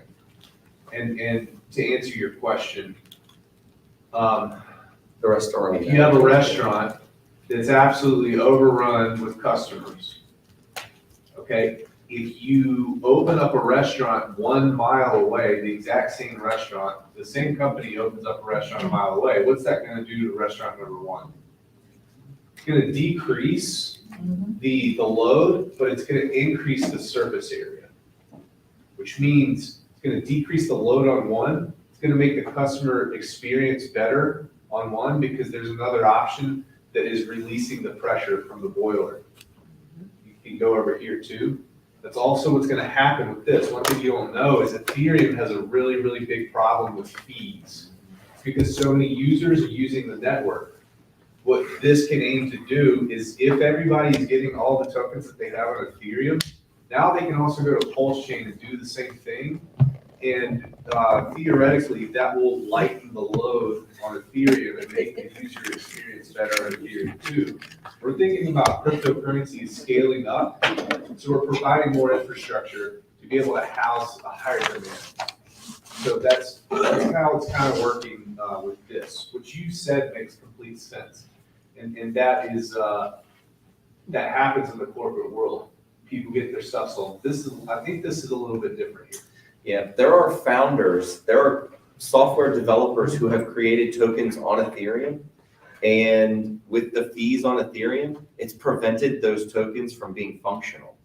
So what Pulse is going to do, it's going to give everyone an option. If you're on Ethereum and you have your tokens there, you can try to use the network. It's like he's saying, it's kind of bogged down, so it's tough and expensive for some people to use that network. It gives other people and other developers the opportunity to maximize their tokens potential. So that's So yeah, it's not degrading the product. no, It's just not really. making it more functional and easier to Correct. get. So a prime example, the Hex token that a lot of us got into and that we are all still proponents of, when you lock it up, you pay a fee to use the network to stake your tokens. And when your stake has ended, you have to pay another fee to run the function on the network. There's a lot of calculations that go in. If you lock up for a day, the fees aren't going to be very much because there's not very many calculations that you have to pay to use it. I have stakes that are 3 years old that are ending, and it has to go through and do 3 years of computations on those stakes. So it's expensive for me. It's almost not even worth it on some of my stakes to run it. And all of the tokens that I had that I've been waiting on earning yield and interest on are unusable. So as a client, me using the product, it makes it almost impossible for me to be able to use it. So Pulse Chain is coming into the ecosystem in order to allow people to more easily use the tokens that are already on the Ethereum network, if that helps. If that makes sense. That's good. So good points you made. Good questions. The reason that I bring this whole thing up is opportunity. Every 4 or 5 years, you have an opportunity in crypto to take some profits based on what you've invested in during the crash and the trough, right? This time, not only are we gonna have I believe another crash and a trough because it's a cycle, it's a pattern, but we're also gonna have the emergence of a new coin that if it does half of what Ethereum did, this is probably a great place to invest some money. If it does, like I said, half of what this one did, right? So for every dollar you put in, you were getting 4,000 out, right? And so something like a layer one network can be used in a lot of ways where Hex is great for earning interest and selling when the price goes up. But this network's gonna be used by a whole lot more stuff over here. And there will be ways to stake and put this coin to work as well while you're holding it. So this is something that we've been just dying to get out was this new network. So that when the next crazy run up goes, we're not paying $300 to lock money and unlock money. To use the network. Yeah. So anyways, this is something I do want to bring up, and you'll hear this talked about a lot on YouTube streams like mine and everyone else's. We're all talking about Pulse Chain. So this is going to unlock let a lot of people with lower amounts of money into a market where when Ethereum was spiking last time. So here's an example. You're good. 2019, after the 18 crash, so right here, and this little, actually, sorry, no, this is right here. So I took $50 around this area right here. And the great thing about Ethereum is that the fees are low when nobody's using it. So I took $50. I said, I got a bunch of brothers and sisters. I sent all of them $50. We put $40 into Hex and locked it up. We had $10 for fees. They had money left over because the fees were 10 cents, 20 cents. When this spiked up here, that $40 that I had helped my brothers and sisters invest was anywhere between $20,000 and $80,000, depending on what timing they did and if they, listened to me or took longer to get stuff moved. That was $40, right? But the problem was, I had this great success story. I helped all my brothers and sisters make some money, right? So all my neighbors and friends, coworkers and Bob's uncles, cousins are reaching out and they're like, hey, we want to come in too. The problem was when they wanted to get in up here, you needed $1,000 to get the same results that my brothers and sisters got with 40. And most of that was going to the fees on Ethereum. They would lose $200 to $250 in fees to try and catch up, to try and get a good beginning in the coin. So like I said, if Pulse Chain comes out and it's pennies or fractions of pennies, that lets people, normal people with $50 to learn with, learn again. And that's a beautiful opportunity. And if you have money to invest in Pulse Chain and you've got a 5 to 7 year time frame, then you're probably gonna hit a couple more spikes. This whole journey took 3 spikes or 2 spikes. That was 2. Ethereum was coming out when I was learning about it right around here. So yeah, 1, 2, and 2 spikes. It went insane. So, like I said, there's so much opportunity here, but it really doesn't matter unless you know what you want out of this opportunity. And that's different for all of you guys, right? So like Freddie said, write down what you want to get done. Write down your goals, be clear, get pictures. Tell yourself, if I was going to come into this money and pay off my house, what would I have to do? Who would I have to call? What are the steps of paying off a house? When you start writing down and actually planning on good stuff in your life happening, this is the magic, this is the woo-woo, this is the hippie shit. Stuff where it tells your subconscious, it tells God, it tells the universe, it tells whatever, that turtle that we're on top of. It tells them that we're gonna get this because we deserve it. It's weird, but it works. And so as you take little baby steps towards your goals. Invest in your thoughts. What's that? Invest in your thoughts. Invest in your thoughts.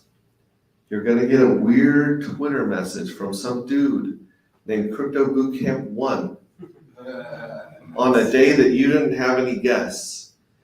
And you're gonna say, get on here and stream, let's talk about your bootcamp. And then he's gonna say, I don't wanna stream. I don't wanna be on camera. I'm like, get over here. Not He'll until show I up. shave. What's that? Not until I shave. Not until I shake.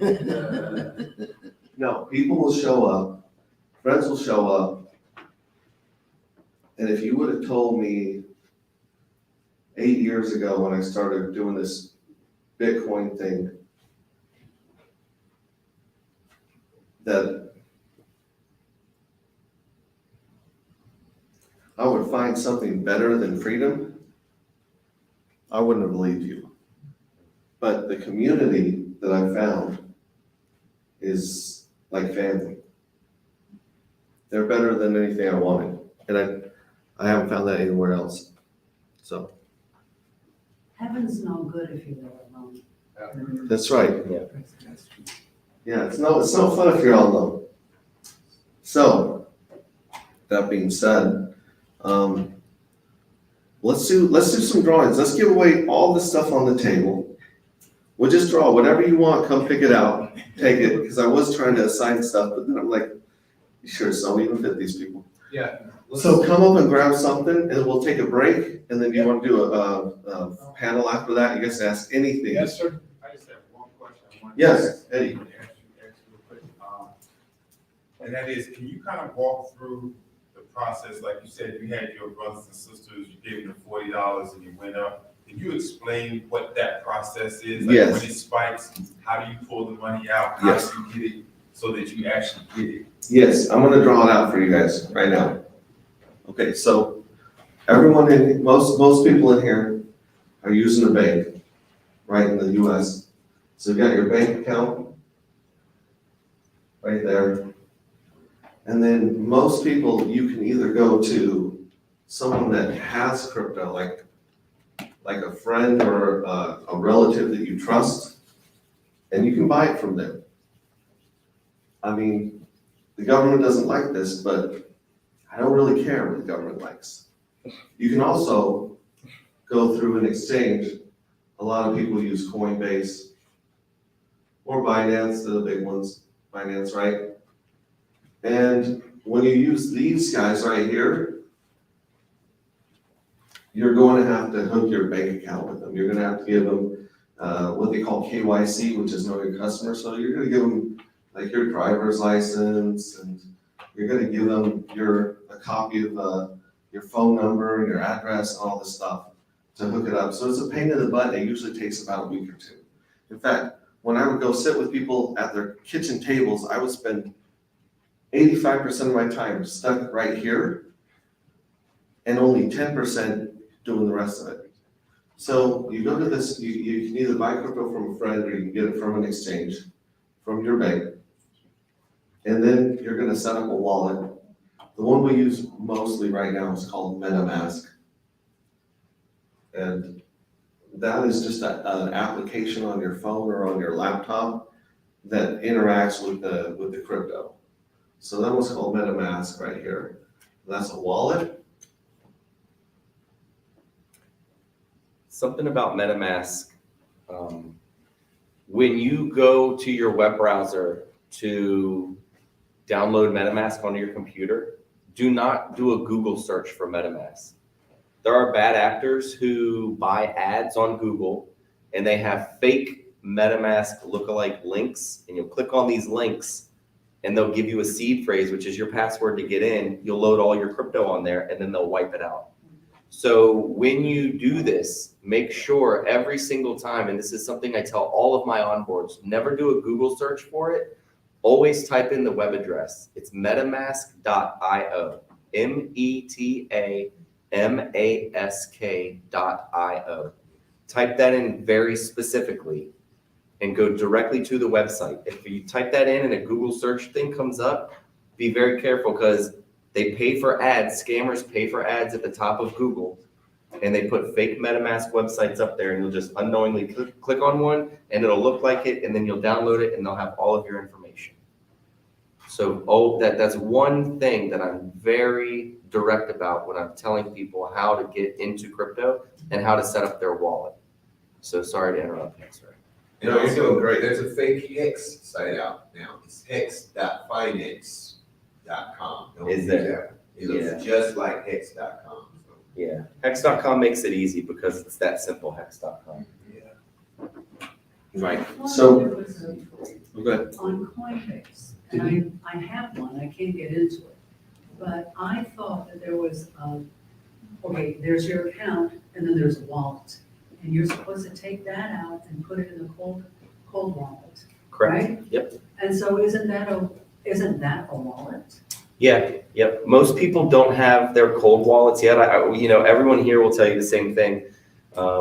Trezor.io is who I use, Trezor, Trezor, Trezor.io. There's also the Nano. I'm not sure exactly what their website is. Don't buy these hardware wallets off of Amazon because same thing, scammers will go on there, buy them, get all the seed phrases, and then resell them. And then when you load your crypto in, they have your seed phrase. They just take everything. So go directly to the website and buy it. It comes from Europe. It takes like a couple days. It's pretty quick. But if you're just getting started, you want to buy a hardware wallet or cold storage wallet. It's just that USB device that they were talking about earlier. You plug it in, and then you can connect that USB device to your wallet on your web browser. And you do want to, anytime you buy crypto, you want to remove it and immediately put it on that offline storage, the cold storage wallet, the hardware wallet, whatever you want to call it. But yeah. Okay, so this is kind of an idea of how it goes in and how it comes out. You've got the Federal Reserve notes, regular US dollars in your bank account. You're gonna put them into an account or give them to a friend.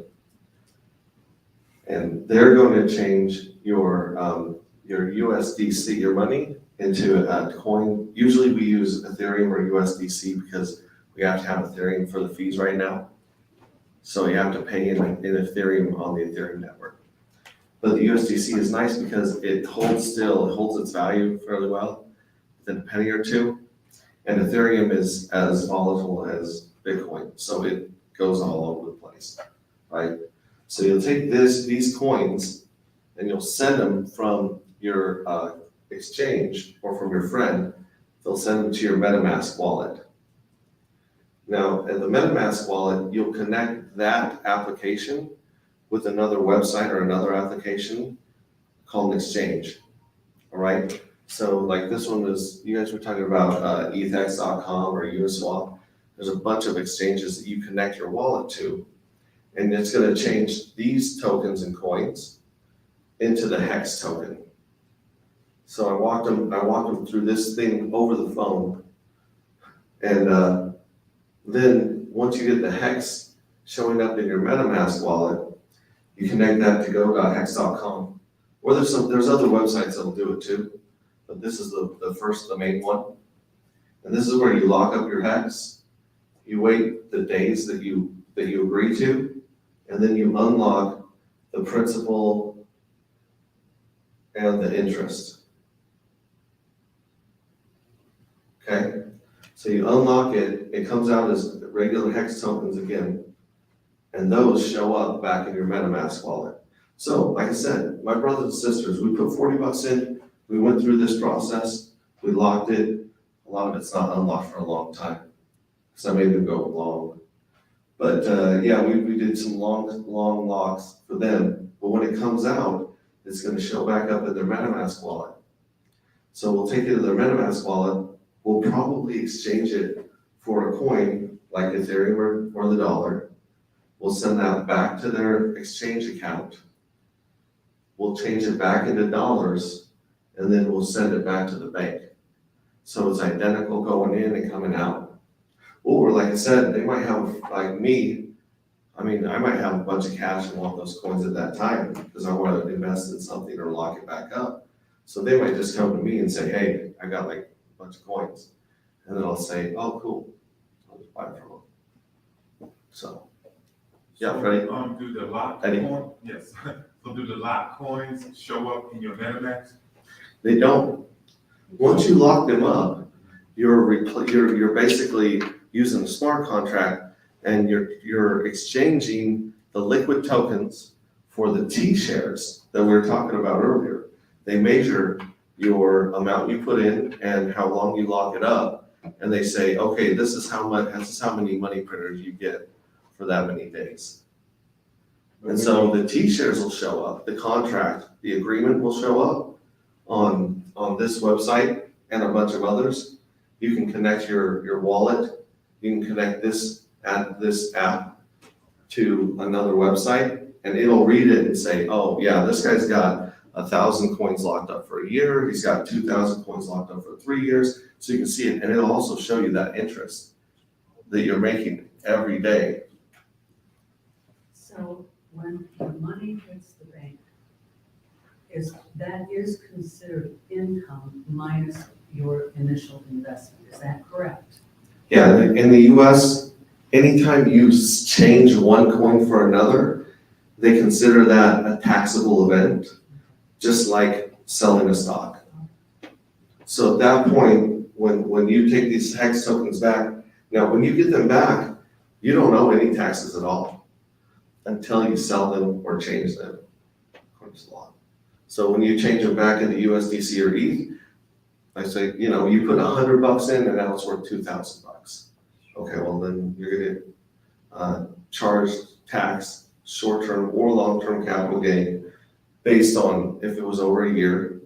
And so now it's like, okay, well I owe whatever on 1,900 bucks, right? Or whatever that math was. Yeah, that's how you do that. But does this make sense if you see it written out?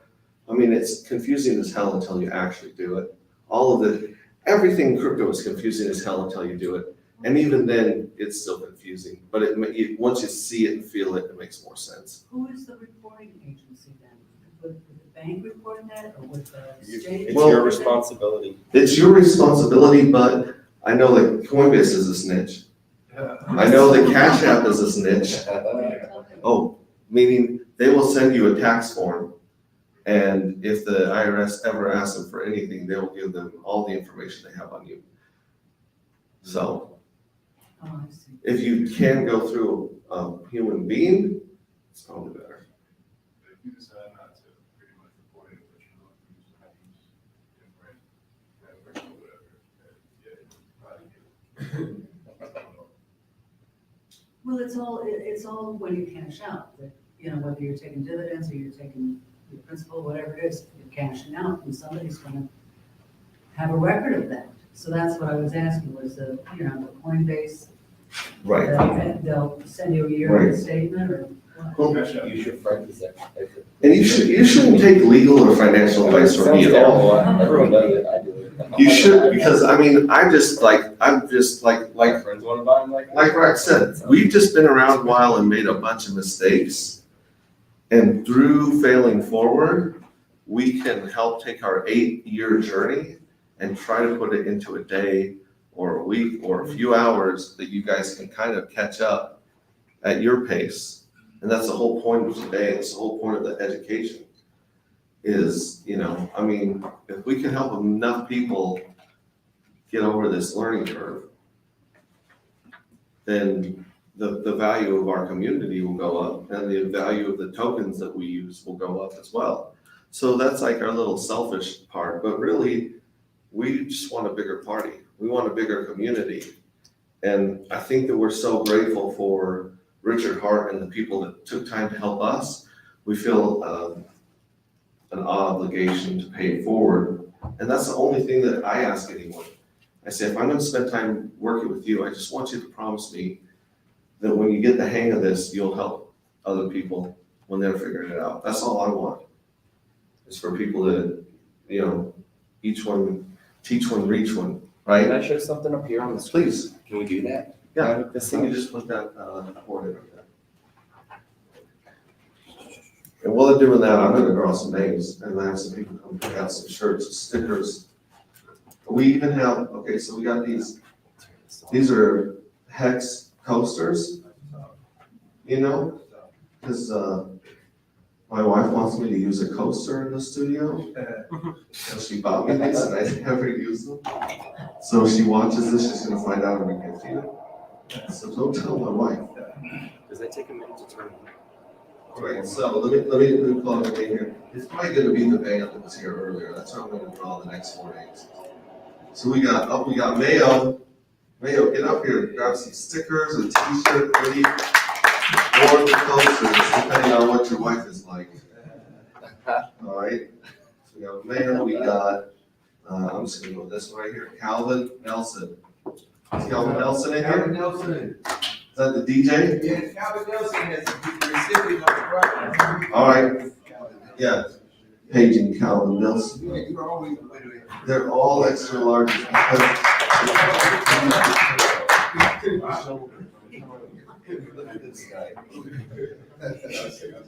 That's all right. I hope more and more size XL because it's gonna get fun. You can sell them on eBay someday. We got KD. KD in the house. Grab something, KD. You can choose a t-shirt, a hoodie, or a pack of crazy stickers. Yeah, that one's comfy. Yep, you bet. You bet. Alright, so we got the X-ray vision grace, and then we got the psychedelic and crypto stickers. Pretty cool. Someone got the Sasquatch one too. Alright. We got Nico. Nico. He's in here somewhere. He's probably riding his one wheel around the parking lot. Oh yeah, that's good. That's good. Oh, you ready to go? Whenever, yeah, no rush. All right, I don't wanna cut you We off. got She. We got Katie again. I must have tracked you down. I had to fill out 6 of them. We got We got KD again. KD filled out 6 of these.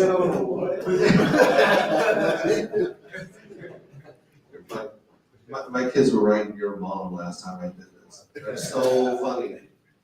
KD. We got another KD. This guy's gonna win everything. We got, oh, there we go, Sarah Bhatti.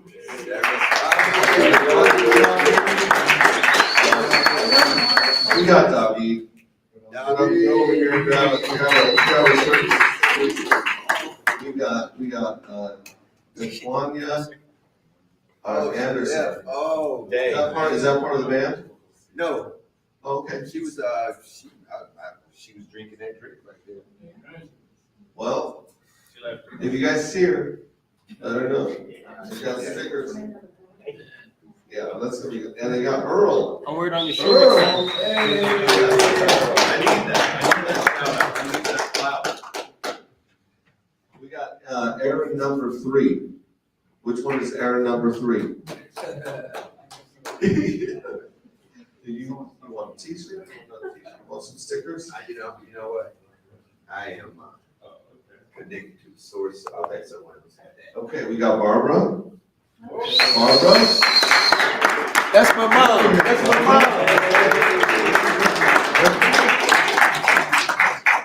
Earl is the only person who is older than his mom.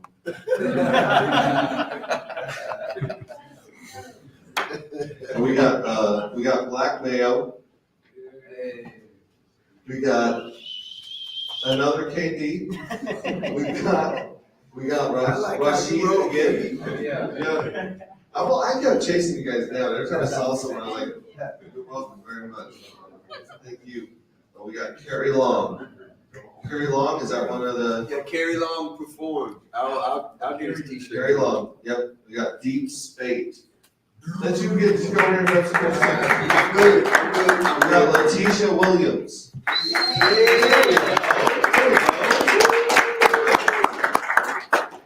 Wear it now. I want to see you in it. It ain't gonna take me 2 years. We got another KD.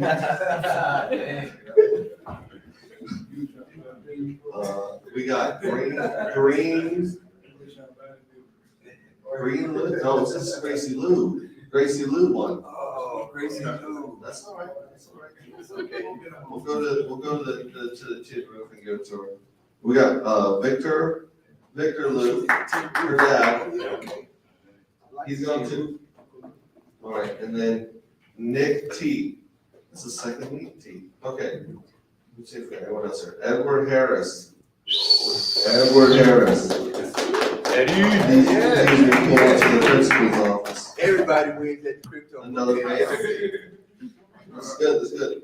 Oh, and someone put my name in there, so that's cool. I hang on to my own stickers here. So if you have not won, come grab some stickers or the last t-shirt. I'm gonna go back over to Freddie.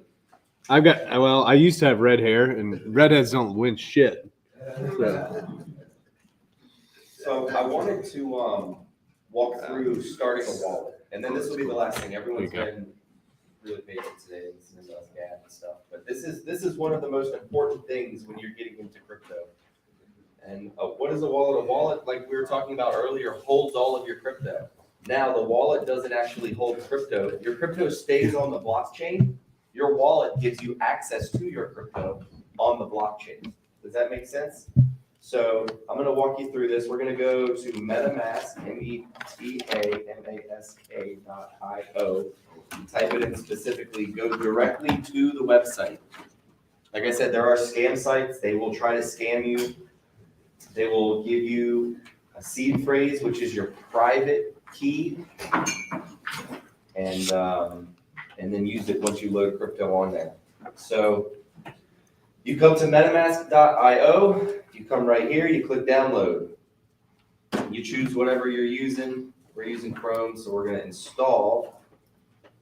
For Chrome, we're going to add to Chrome. And you'll know it's the right one because it says 10 million plus users. Click add extension.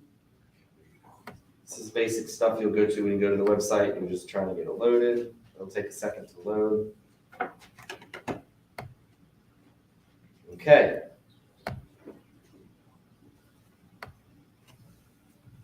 Now you're going to get to this page and there's two options. You can create a new wallet or you can import an existing wallet. If you have a private seed phrase, what I do when I use my Metamask wallet, I have my seed phrase and I'll come here and I'll type it in, import existing wallet. So I already have a seed phrase. I uninstall Metamask every time I use it, so it's not just sitting on my computer. When I try to do something or have to move crypto, I'll re-upload it, come here, and you can just click no thanks on this.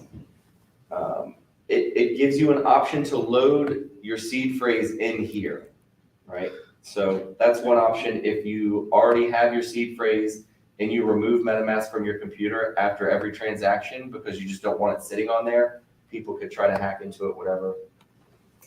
But what we're gonna do is we're gonna come back here and we're gonna do create new wallet.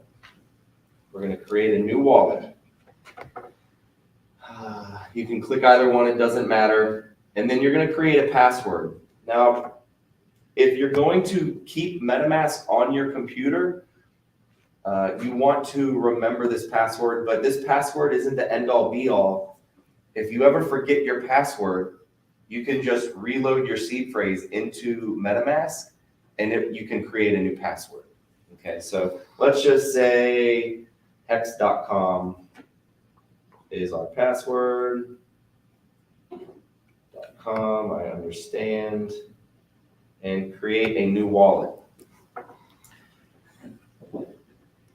It's going to bring up a video here that teaches you about security. It's only a minute and a half. Let's watch it. Why the hell not? Metamask is a new way to connect to sites and applications.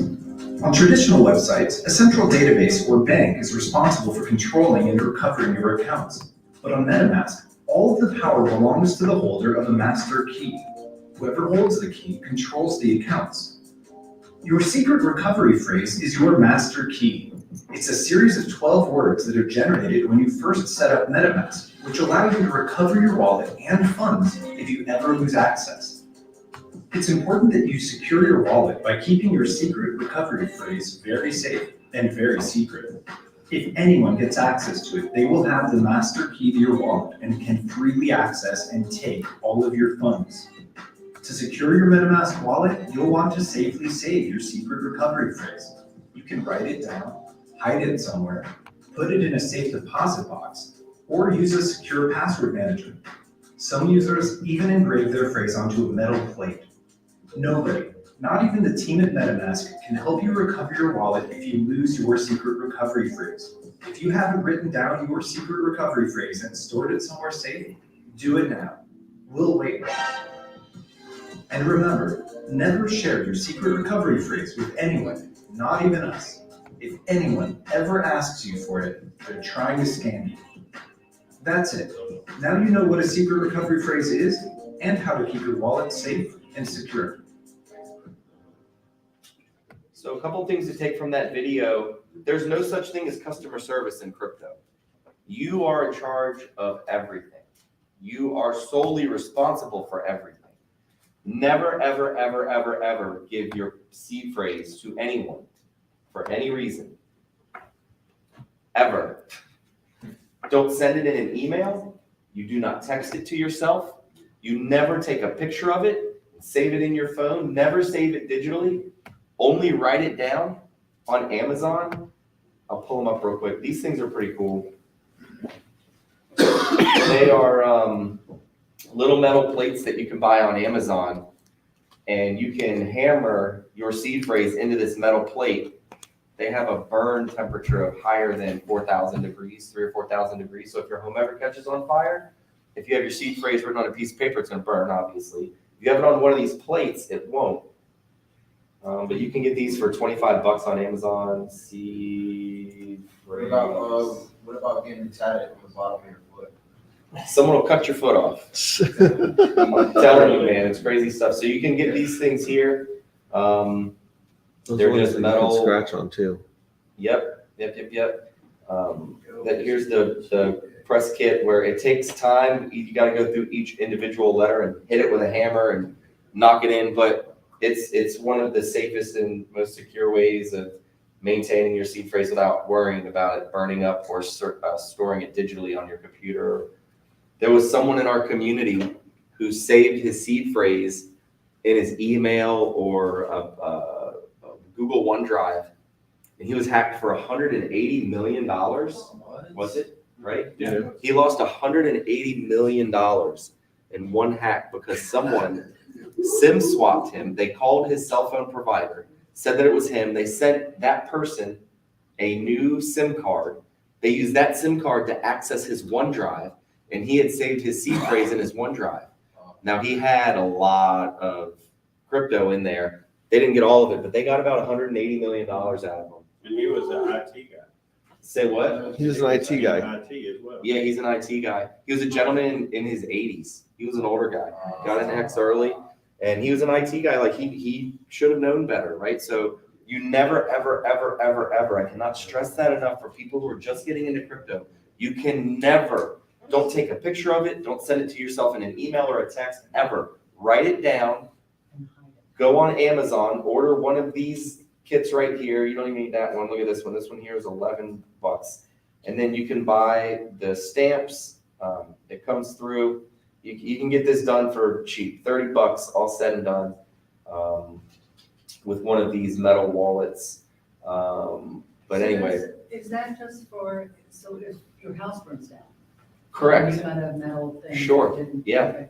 If you have a Even safe. Even in a fire safe, a fire can get hot enough to brown the paper up. Yeah. Or a flood. Or a flood, if the home floods, even if you have it in a safe. Some safes are waterproof, but some are not.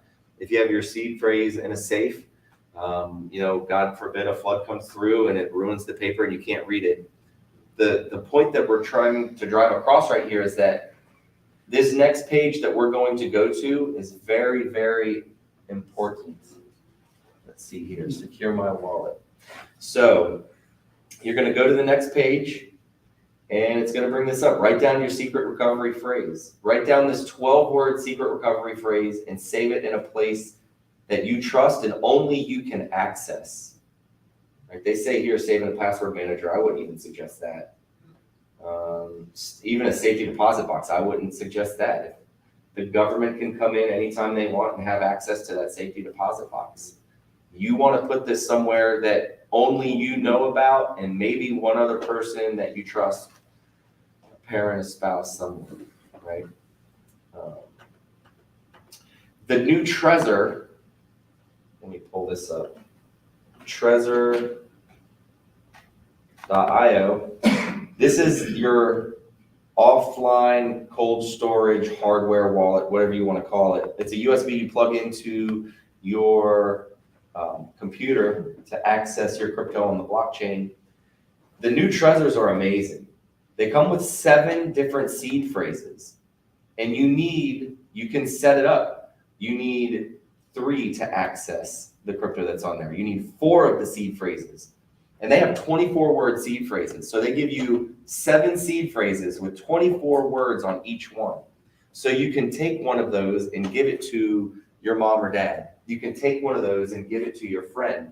You can take one to give it somewhere else. So your seed phrase is actually spread out. So if someone breaks into your home, God forbid they get your seed phrase, they don't just have that one seed phrase. They can type it in and then get everything. They need to be able to access all these other seed phrases, at least 3 of the 7 or 4 of the 7 or 5 of the 7. You can set the settings on the Trezor, how many of the 7 seed phrases someone needs to actually gain access to your crypto. So that's even another layer of security. You can't put enough focus on security of your crypto. I've seen this. I've seen people put in $1,000 and they're like, oh, why am I going to go through all this security for $1,000? And 18 months later, they've got $30 million in their wallet. Now, if they didn't keep the utmost highest levels of security when they first started, it wasn't much. It was $1,000 at the beginning, but then they had $30 million had someone hacked into that one seed phrase, or if they had lost that one seed phrase, they would have lost all of that money.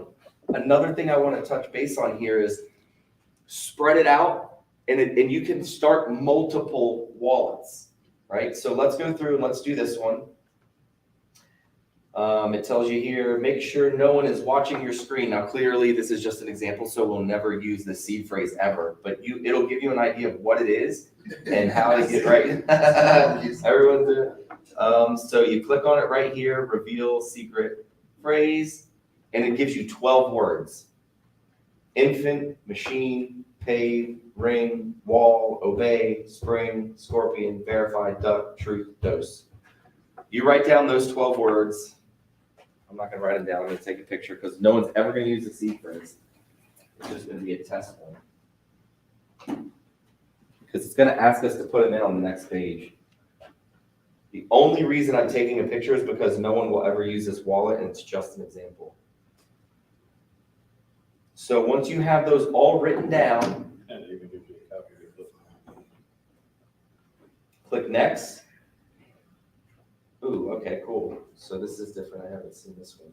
Yeah, usually you gotta do each one of them. Yeah, usually have to put in each one. So you put in what they're asking for. And wait. And spelling matters. It said the spelling matters. Spelling does matter. Case size does not. It can, lowercase, whatever. But spelling does matter. Make sure you write it down and check it multiple times. You cannot be too safe with your seed phrase. You have to check these things. Boom, wallet creation successful. Got it.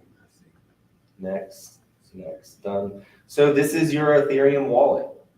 Metamask is pretty cool. It's what most of us use now. There are some wallets that are being developed by people within our community and by the founder of Hex and the guy who's also launching Pulse Chain, Richard Hart, this guy right here. So he's actually working on a couple of different products right now for all of us. A new wallet is one of them. It's supposed to have some pretty cool stuff in it that this Ethereum wallet doesn't have, but just a quick rundown of everything in here. I generally like to pin it, so I have it here for quick access in the top corner. You can use the one here. It's all the same stuff, whether you use this or whether you click on the little fox and use the one that usually takes a second to pop up over here. So it's the same thing you can see up here. Right here, you have your Ethereum address. This is your public address. Can I pull it up? Should I prevent people from seeing that? Yeah. I mean, you never want to flash your crypto in front of people. I mean, your public. Right. So if you click here, right here, that shows 0xAC5, and there's this big, huge, long number, which you will see right there. So see that big old long number up at the top? That is case sensitive. That is your public address. You can feel free to give that address to anyone, and they can send you crypto to that specific address, and it will come into your wallet. The 12 words that you wrote down are your private seed phrase. You never want to share that. I even have trouble sharing my public address with people because you have to understand the blockchain is an open ledger. Anyone can go to etherscan.io, plug in your address, and see how much crypto you have in your address at any time.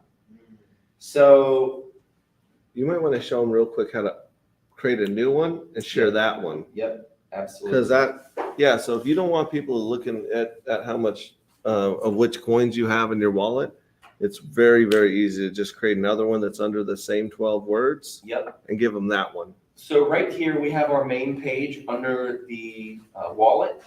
You can click right here, this colorful thing, and create an account. Public The person's name you're giving it. address. Yeah, Yeah. that's a good one too. This is what I'm gonna give mom to send me crypto. So she has this address, boom, create. And then it's just gonna pop up right here on the list. So I've got account number 1 that has this address that ends in 35C1, or I can come over here, click on this one. I know that this is the one that I give to my mom, and it ends in 87C0. And it shows a completely different wallet? It is a completely different wallet with a completely different number. So, And unless you transfer money between them, they're never touched anything. yeah, yep. Unless you're transferring crypto from one to the other, people will be able to do chain analysis where they see what addresses send crypto to where. And the whales in the crypto community, they divide it up, and you see where they're sending it and how much they have sitting in each wallet. But again, I think that's more of a security thing. If one of them gets hacked, they don't lose everything. But yeah, so you can give this big, huge, long number out to people. Just know that they'll be able to see how much crypto you have in there. So it's like giving your bank account to someone. Be very careful with that. Be very, very careful with that. So, create a new one, and then just be careful transferring crypto back and forth between that and your other accounts, because all they have to do is go to this website right here, Etherscan, type in a crypto address, and then it'll show every transaction from that address, where it came from, how much was in that wallet, literally everything about it. It's an open ledger. Remember that, it's an open ledger, so be very careful when you're giving out your public addresses. So I do have a question. Yes, ma'am. How do I, my heirs, when I die, how do they access my account? Good question. Through your seed phrase. So they have to have that. No, I would tell them, see, this is where it gets tough, because when you start to talk about wills and estates and stuff like that, you never want to give your seed phrase to your estate planner or manager. Maybe, they don't like you. They take all your crypto out and you don't know that it's them. You can't prove that it's them. So you always keep this private. You tell someone, maybe tell your estate planner or manager or whoever, or put in your will, hey, there is a crypto seed phrase. I do have crypto. There are crypto addresses, and for security purposes, I've kept it here. You will be able to find the seed phrase here, and you can access that. I think that would probably be the best way to handle that. You can even break it up between people. Yep. And that Say, way they have to all agree to that's each other. perfect. That is perfect, actually. That seed phrase is 12 words, right? Go to your estate planner or whoever and say, hey, or in your will or whatever, however you have everything set up, say there are 4 people, and each of these 4 people I've given 3 words. And my seed phrase, you need to get in touch with this person, you need to get in touch with this person, and you need to get in touch with this person. And one of them needs to not be involved with the family kind of thing. Yeah. That way Someone the that- family can't come together against you because you never know Someone what's random going on. that that doesn't know them, or what they are, or what they, But then again, it's got to be someone you trust, because You gotta have trust involved. You could give the family planner 2 of the words, yeah, and then that's locked up with a lawyer per se. And then the rest of the people, you can disperse it out, and that way you're. keep a copy in your records at Conspiracy, home. you're Always safe. keep it in your safe. Never give it to anybody. You could, I don't know. I would just say have mention of it and tell them where they can find it in your home. That's what I would say. That's what I would do. Say if you need it, there in my safe, there's going to be directions on where to go and what to do. And I even then, know people that take their seed words and then they encrypt those. you can never be too safe, but, in that scenario, not to waste too much time, I would literally just let the estate planner or whoever know, or have it written down in your paperwork at home. This is what it is. This is where you can find it. And then,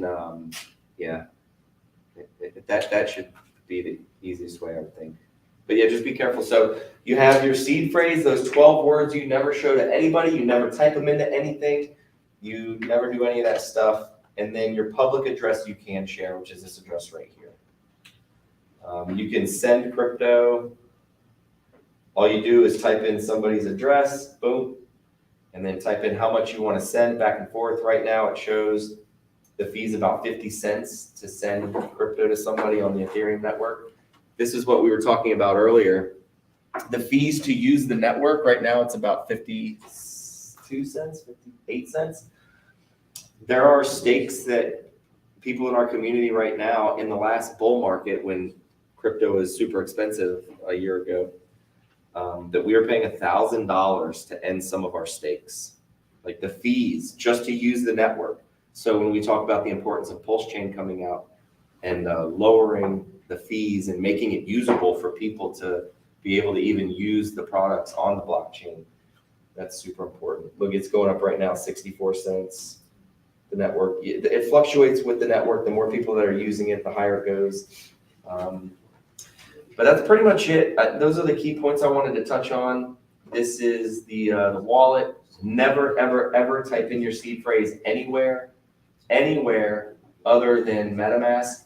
And one of the things I want to talk about here with the Trezor, you can actually take that seed phrase from MetaMask, and when you get your Trezor, plug it in and put that seed phrase into your Trezor. So then you never even have to type in your seed phrase into your laptop. All you have to do is type in or plug in your Trezor into your laptop or your computer. And then there's a code that you'll punch in on here that you know, like a 6 or 8 digit code, like a number code. And then it pulls up and access that wallet through the Trezor. That way, if you ever get any spyware or anything on your computer and it's, marking your keys or keeping track of your keystrokes, that's another way people can get your seed phrases.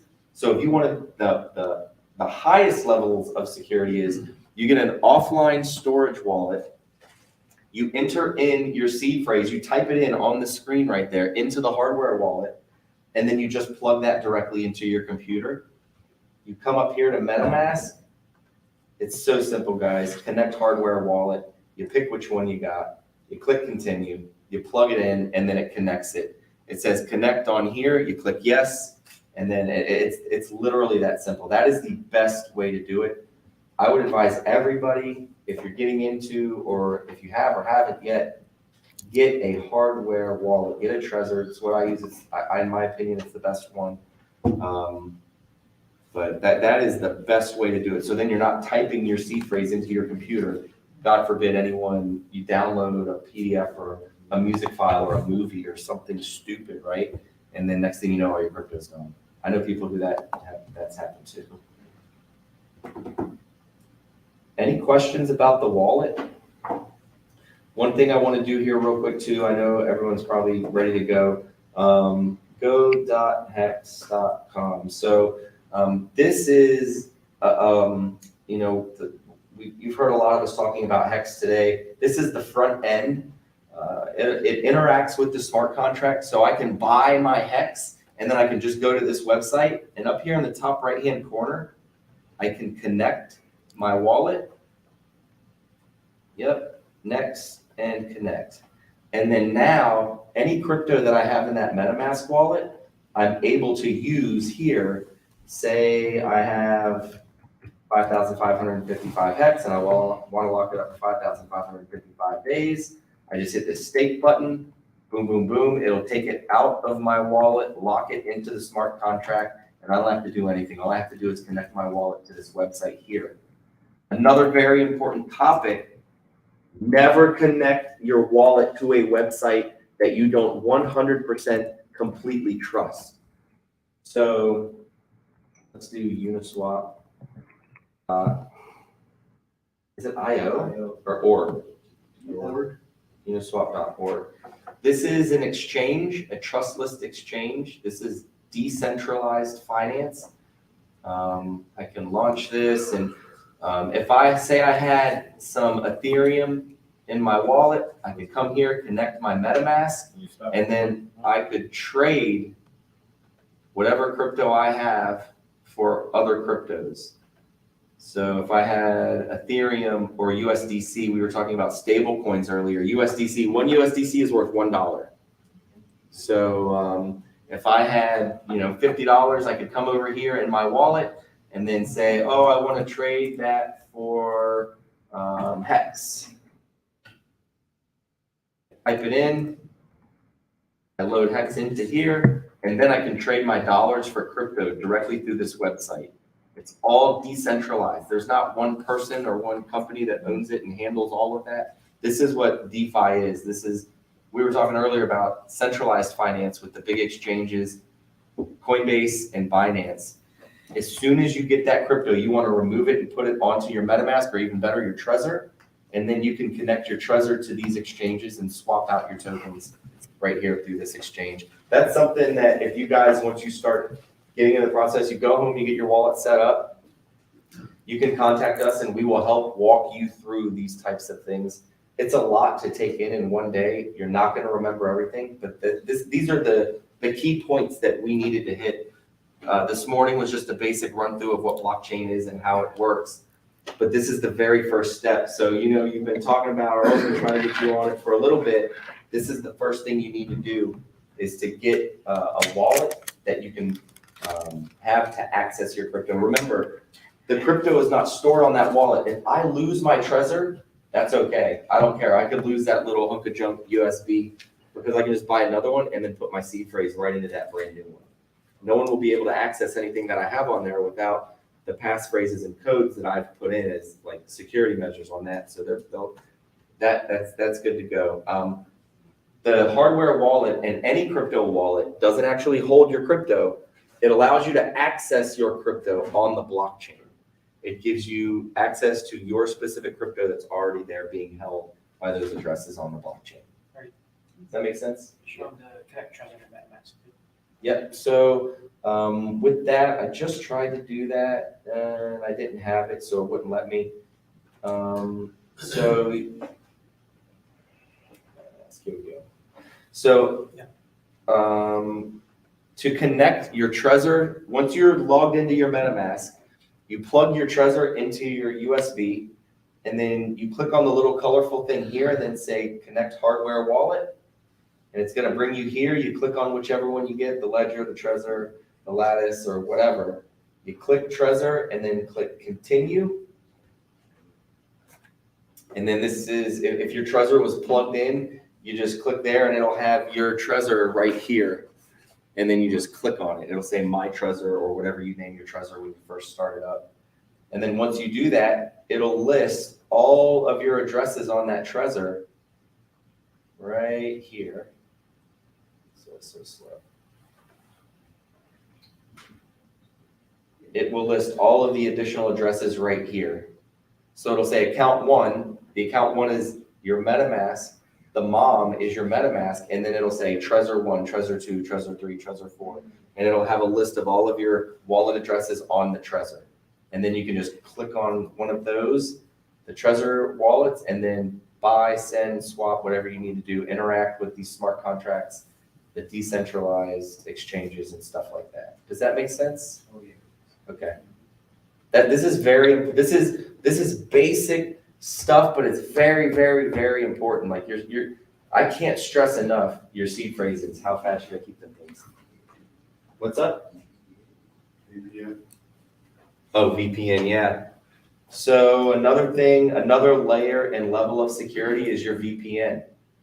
I think Nord is like $1 a month or something. It's super cheap. You can get like a 3-year subscription or a 5-year subscription for like $30 or something like that. But what this does is when you connect from your home, see, this gets deep. MetaMask actually tracks your IP address. One thing I want to tell everybody right now is that while all of this is kind of new and Big Brother is still trying to catch up with it, they know everything. The government, they don't really talk about it. They know who has every crypto address. They know who has even the mixers. Like, I think that they have developed something to be able to track stuff through the mixers that we talked about. You're never going to get away from them or be able to hide anything from them, right? So just always know that in your mind. With that being said, MetaMask, this wallet, it has a default setting that it tracks your IP addresses from your home. So there are ways to go in and change that. And once you get in, let's just worry about getting your seed phrase safe and your wallet up and comfortable with that, and then buying some crypto, and then we'll get to that next stage. But the VPN right here, what this does is it literally just changes your IP address. So it's not pinging directly to your home. You can connect here, literally all over the world. If I want, I can have an IP address in Brazil. And then if you just wait a second, it'll connect, boom, Brazil number 82, and then it pulls up a different IP address. It makes it a little more difficult for people and hackers to find you, to be able to hack and track your crypto, at least through the computers that are being used. But yeah, definitely, my setup I have a cheap laptop. It was a couple $100 at Best Buy, like $200, $300. I never connected to Wi-Fi. I hardwire it in every time I use it. I'll download MetaMask. I'll plug in my Trezor. I'll make my transactions. I unplug my Trezor. I uninstall MetaMask from that computer. I close that computer and I keep it in a safe. I never use that computer for anything else, ever. It is only for crypto, right? So you take these security measures now when you're starting, because if you invest, and I've seen this a lot. We've seen people invest $1,000 and it turns into $30 million. Once you get to that level and once you get to that stage, you don't want to be scrambling to try to make sure that your security is on point there. The biggest things today, download your MetaMask, buy a Trezor, and download a VPN. Have a dedicated computer or laptop for it. I never buy or do crypto on my phone because it's just easy to hack phones and it's just easy for people to get access to phones. I guarantee most of you now probably have your Bluetooth or Wi-Fi on. Just by having your Bluetooth and Wi-Fi on your phone, you're open to people getting access to it and hackers and stuff like that. So if you're using your phone for crypto, be very, very careful with that. I think that's pretty much it. Anybody have any questions? I know we ran through that kind of quickly.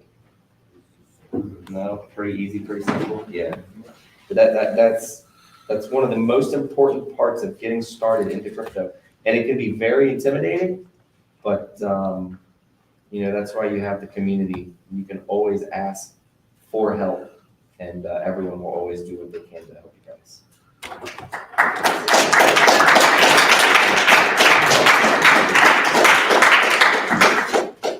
Yeah, so I think that's pretty much taken care of everything at this point. I think we're gonna kind of skip the panel because we've been talking and I think we're all good there.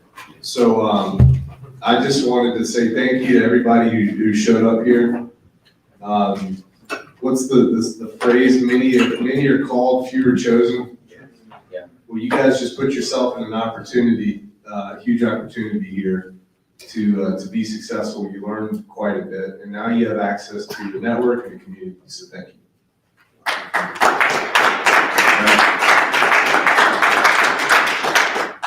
On behalf of Crypto Boot Camp One, I want to thank my new friends, my brothers, our brothers. I want to thank you, X-Ray Vision. You have absolutely changed our lives. Thank you. I want to thank you, brother Fred. Yeah. All right, my new dentist. My new dentist. Thank you, Brandon. All right, thanks everybody for coming out. Listen, if there's anything that was missed, oh yeah. Anyone who cares to be in a photo, I'd like to take a big group photo at the end. Yes, so we let's can do it. make some history here today. Good idea. So yeah, we'll do that before everyone shoots out the parking lot. Okay, and also, And for anyone who's new, if get with me so that we can take you to the next step of maybe helping you get your wallet installed on a more personal, hands-on basis. I'm here for that. You can contact me anytime, or contact Sheed. He is one hell of an instructor. and we're gonna be hanging out at Circa. And we'll be at Circa 1888 at 7 o'clock. Oh, yeah. So please be there with us. We're gonna have a good time, drink a few beers. All right. That's it, that's it. All right, thank you. Crypto Boot Camp It's in the books. It's in the books, kids. Now that we found love. I gotta mute it before I get copyright struck.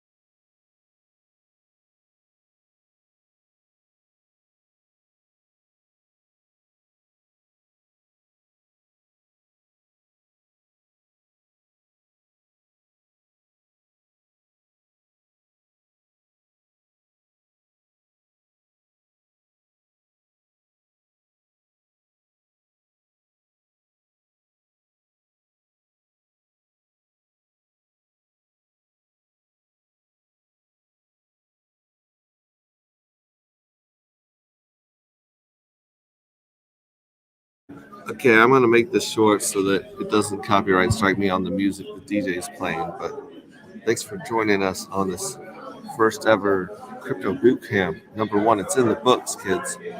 It's over. Congratulations. Just get the Staker wallet. Yeah.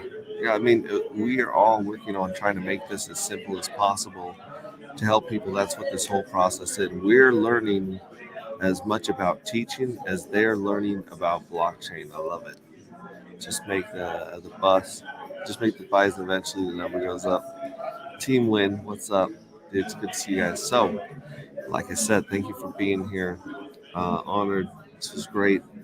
I can't thank my crew from Utah enough. And we're going to be hanging out tonight in Raleigh. If you guys are in Raleigh, hit us up. Still live? Yeah, still live. I was trying to like close it out before we get copyright struck to death with the Yeah, music. music, yeah. Say hi to the people. What's up, everybody?